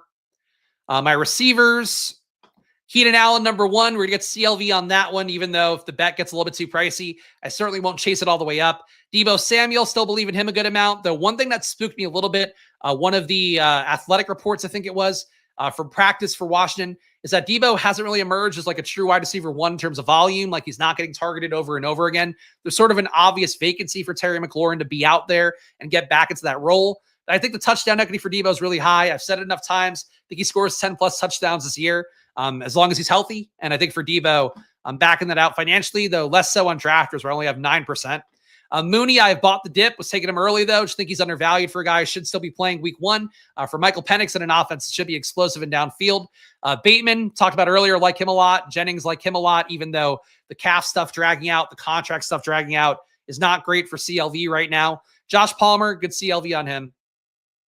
My tight ends, I've got the most Juwan Johnson with 17%, a little bit above that. Zach Ertz, number 2 at 17%. McBride's come down a lot for me here. I'm just not kind of getting him in ADP spots as often. But Jatavian Sanders is now ahead of him, 16%. Chig, I've got 12% in change. Jonnu, I've bought the dip a lot, 12% there. Theo Johnson, I've got 11. Those are my stands. My best drafts right now, and again, this is a cool part of the Best Ball Explorer tool. So my best CLV / live CLV drafts. Let me make sure to get that. If you are looking through your portfolio, I'd recommend sorting by draft capital because basically, like if you have a guy like Dobbins on your team or Keenan Allen now, if he surges up, you're going to have a really big ADP difference, but the player wasn't as important to your team as, let's say, getting a big value on, if you've got Jahmyr Gibbs at pick 20, let's say, this will then give you a better reading on the draft capital sorting. So your higher picks having value is more important than your later picks having value, if that makes sense. My best team is apparently the one I drafted first on Drafters. A Jaden Pennick's team, lost a little CLV there. Aaron Jones, Jalen Warren, ATN Swift got 75 spots of closing line value there. Garendo, 14 spots despite his ongoing injury. Justice Hill, Sean Tucker, took a lot of him earlier on in Drafters, the last rounds. The team's got Neighbors, London, McLaurin, Jennings, Agbuka at pick 104. There we go. Wicks, a little bit too early. A.D. Mitchell is at least looking okay. Restrepo, I don't think makes the team. Kittle, Pitts, and Ertz, good value on all those guys. Kittle was once going to pick 55 on Drafters. He's now 20 spots higher. So that's my best team on here. Still teams, though. I'm going to sort by date real fast. Still teams I've gotten lately where I've gotten pretty decent value on as well. So that's really the big thing for Drafters. In fact, my last couple teams had 70 spots of ADP value, 80 spots. And that's with losing a lot in these guys. It's kind of showing you guys a look at everything just so you can see for the sake of full disclosure, I guess. Let's see my best value team here on DraftKings so far. And also not a lot of negative CLV teams. Definitely some, but not a ton. There we go. This one from mid-July. Thank you for the kind chat. Tolan saying you're a man of mystery and sweet passion. I have a lot of passion. Thank you, Nickel, saying great drafts today. I appreciate that. Again, if you guys want to bounce off here, I get nobody needs to see old drafts I've done, but this is what Best Ball Explorer gives you, and I want to make sure you guys are seeing an important tool, especially at this stage of August. Now you have enough time to kind of clean up stuff that you don't like in your portfolio or be excited about some stuff you got right. So it's one thing I would say. This team on DraftKings, right? I switched it over. Yeah, on DraftKings. A lot of CLV on this one. Diami Brown, CLV there. Mark Andrews, CLV there, even with the Darren Waller, Cole Kmet stuff not paying off yet. Ricky Pearsall, big CLV. Palmer. So I basically got a ton of value on a bunch of guys. Kyren and Chase Brown, obviously big risers. Tyjae Spears has been enough of a riser as well. And the Caleb Trevor Lawrence team with Cam Ward. All these guys stacked up as well. That's a fun team. Yeah, I like that team a lot. My best underdog team, I'll show that, and then we can hop off here unless you guys really care to keep looking at this stuff. Actually, too, I will quickly point out, same thing I just did on the other screen with Drafters. You can see here some of my most recent drafts, or these are play actions going. But this was a Best Ball Millie Maker I did on stream Tuesday. Forget if this was a stochastic one or the one we did here. But I picked up 93 spots of ADP overall, 36 spots of CLV according to Draft Capital. For a Jaden team where I reached really early for Bryce Young. And then Russell Wilson, actually, this is giving me too much draft capital on Russell Wilson. I don't know why. We got Russell Wilson for free. Some value on Dobbins, Bigsby, Algier, value on Ertz, Gesicki. You could still build teams that have good CLV in real time right now. And that's the most important part of best ball to me. So if you're not familiar with just like, at least how I view things there, soak up as much ADP value as possible, as long as it's on good players and not just total, falling knife kind of plays. And then my underdog drafts, my best draft capital one, you can see all my negative ones as well. This is more than I would like to have, to be honest, but when you have 250 drafts, I think having this many be negative is not bad. Best draft capital here. This one, 55 spots of draft capital value from a BBM in mid-May. Built a lot of good teams in mid-May, apparently. So Lamar, big value on him. McCarthy, big value on him at 135. Marshawn Lloyd killing the EV. Dobbins, though, is breaking it here because I took him at 207 in this draft. But the room held up. Henry, Walker, Mason, White, all these guys have moved up. Marshawn Lloyd moved down a good amount. Dobbins moved up a ton. Amon-Ra, Worthy have held steady enough, even though definitely at price ceilings for these guys. Lost CLV on Addison, lost CLV on Mooney, lost some CLV on Bateman. Team still works well enough. That's why negative CLV teams, like, they shouldn't freak out about it. And my best from another tournament here. Gee, what's my earliest ones? How did I get things right? All right, so this is my earliest draft when BBM opened. And I didn't do any BBMs for 2 weeks, huh? Interesting. My first draft, though, Bo Nix at 89, Bryce Young at 161. Still like that bet. Derrick Henry and Kyren. Caleb Johnson got him at 80. Took Jalen Warren as well, so we're covered on both sides there. ATN has gained some CLV, even though he's definitely fallen out of favor relative to Bigsby at this point. And Braylon Allen. Then a receiver lost a little bit of CLV on Puka, a good amount actually on Devontae. Devontae's fallen a lot. Metcalf, Olave, Mims, Wandale, Troy Franklin. The room still holds. I don't love Wandale as wide receiver 6, but that's okay. Likely ton of CLV loss. Goddard, some gained. Fannin, I took at this point. Team's not dog shit. Team's not special, though, for a first draft. This one lost a ton of ADP value. Baker, 9 spots. Oh, I took Devin Neal. That's tough. Chris Godwin, 21 spots. I've got a lot of teams that lost that. McMillan, falling knife. I did not price him correctly here, taking him at 132. Bowers, some lost CLV. It's a balance, though. Gained a lot on Braylon Allen. Gained a lot on Evan Ingram. Hey, this is what you get the Best Ball Explorer tool. Not an ad, just a tool that I think does a good job. Of course, ETR, you guys know the pedigree they have there. But check it out, bestballexplorer.com. You can also go to thesolver.com/bestballexplorer, but check it out. Play of the day for preseason. I'm probably not playing it because we got to do family stuff. But let me see NFL schedule. But I'm not following the rotation stuff as closely as I should if I were playing the slate. So it's Browns, Panthers, Lions, Falcons, Commanders, Patriots. Out of those 6 teams, I mean, RB is usually the easiest to identify. People will chase Craig Reynolds, but I think he's probably a good play again.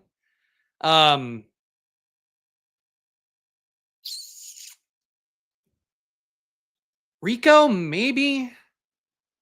I don't have enough for Reed. Shador is going to play a lot in that game because they don't have anybody to play QB.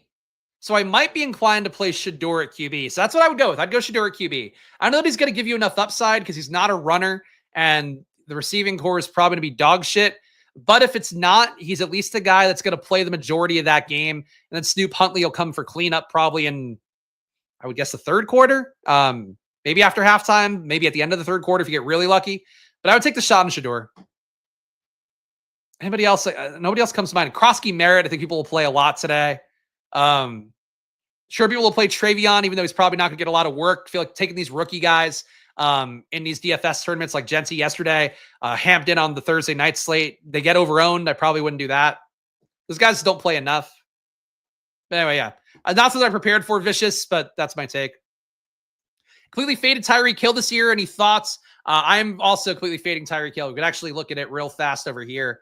I imagine I have like none. Let's share this tab. Portfolio exposure. 4 shares of Tyreek since before the NFL draft, 1% overall. I am just not a believer in Tyreek. You can see it on screen now. Yeah, I have none on drafters. I hate the price tag for him. Hated that he moved up a bunch when Johnny Smith left because I just don't think he's the immediate beneficiary. He went off the cliff in every stat that I care about last year. Intended touch rate went down by like 20%, so fell off a cliff completely there. His target rate was like 25%, which is too low for a star player. People want to buy in the hope that he gets back to what he was. But I think if I had to make the bet, I would bet Miami falls apart this year more than I would they are reinvigorated enough to do great. You could talk me into a Waddle bet a lot more than a Tyreek bet because I think there's contingent value there for Tyreek forcing his way out of town or just getting Antonio Brown and forced off the team because he's like a toxic part of the locker room. That wouldn't shock me. For Tyreek, his out is probably getting traded to somebody better. That's that. Tyreek was playing hurt. He's old. It doesn't matter. You want to give him excuses, you can. You're better off for a guy who, again, like really, he was so elite 2 years ago, and he was as run of the mill. He was basically Jaden Reed last year. I'm more inclined to take here's the guy who's over 30 who just had the Jaden Reed year over here's him getting back to being a top 10 pick. But you can spend your money however you want. That's what this is. That's a great part of this thing. Couldn't agree more. There you go. So you don't have to agree. Kiss my third leg doesn't. Hey, follow your heart. But guys, show some love if you can. If you watch this video and got any value out of it, even if it's just you want to fade all the shit I said, hit the like button. Subscribe goes a long way on YouTube. A like button, follow button on Twitter goes a long way there. I am putting now all this content on Splash Play out on Twitter as well. Still not going to reply to tweets. That's not going to be a thing that changes, at least right now. But that said, I am on there putting the content on there. So if you guys enjoy it, please hit the follow button, hit the like button. So it pops up a little bit more for people's For Yous or whatever. I don't really fucking know. Play on Drafters though. A lot of people now doing Drafter streams, and I've been here all year doing Drafter streams. So they've been a great partner for me. They're the presenting sponsor of Splash Play all best ball summer long. So please check them out at drafters.com. Use that promo code SPLASH for a $100 deposit match. Link in the description as well. Of course, you can draft on stream with me here. Sometimes I'll even do an extra draft to give you a shot to get in like we did today. That's how much I care. But play on Drafters. Your money will go further. Total points format, 20 rounds of PPR on there. And again, my best finishes have been on Drafters. Top 10 in playoff best ball. Won me a lot of money last year, only putting in 3 entries. Putting in 30 entries a couple years ago. Finished top 100 in their big tournament. That's kind of upside you get on Drafters. And last but not least, do join the channel to get in the Discord. $5 to join here. Make it about as cheap as possible. Just you get in. I have news going through the Discord, whether it's actual tweets and articles from various sources out there, along with my own takes on things I think are actually important. I'll screenshot stuff. I post tweets on the regular there. I try to make sure you guys have all the info that's in my brain when it does occur to me. So that's what you get in the Discord. In addition to good conversation with just a lot of guys that I like as human beings. And, on the internet, it's not a lot. Not a lot of dudes I like. But, in the Discord, that's pretty much all of them. Shout out to all you guys hanging out today. Do gamble responsibly, guys, even though it is always money time here on the Splash Play Pod channels. Follow me at Chris Spags. Follow this channel at Splash Play Pod.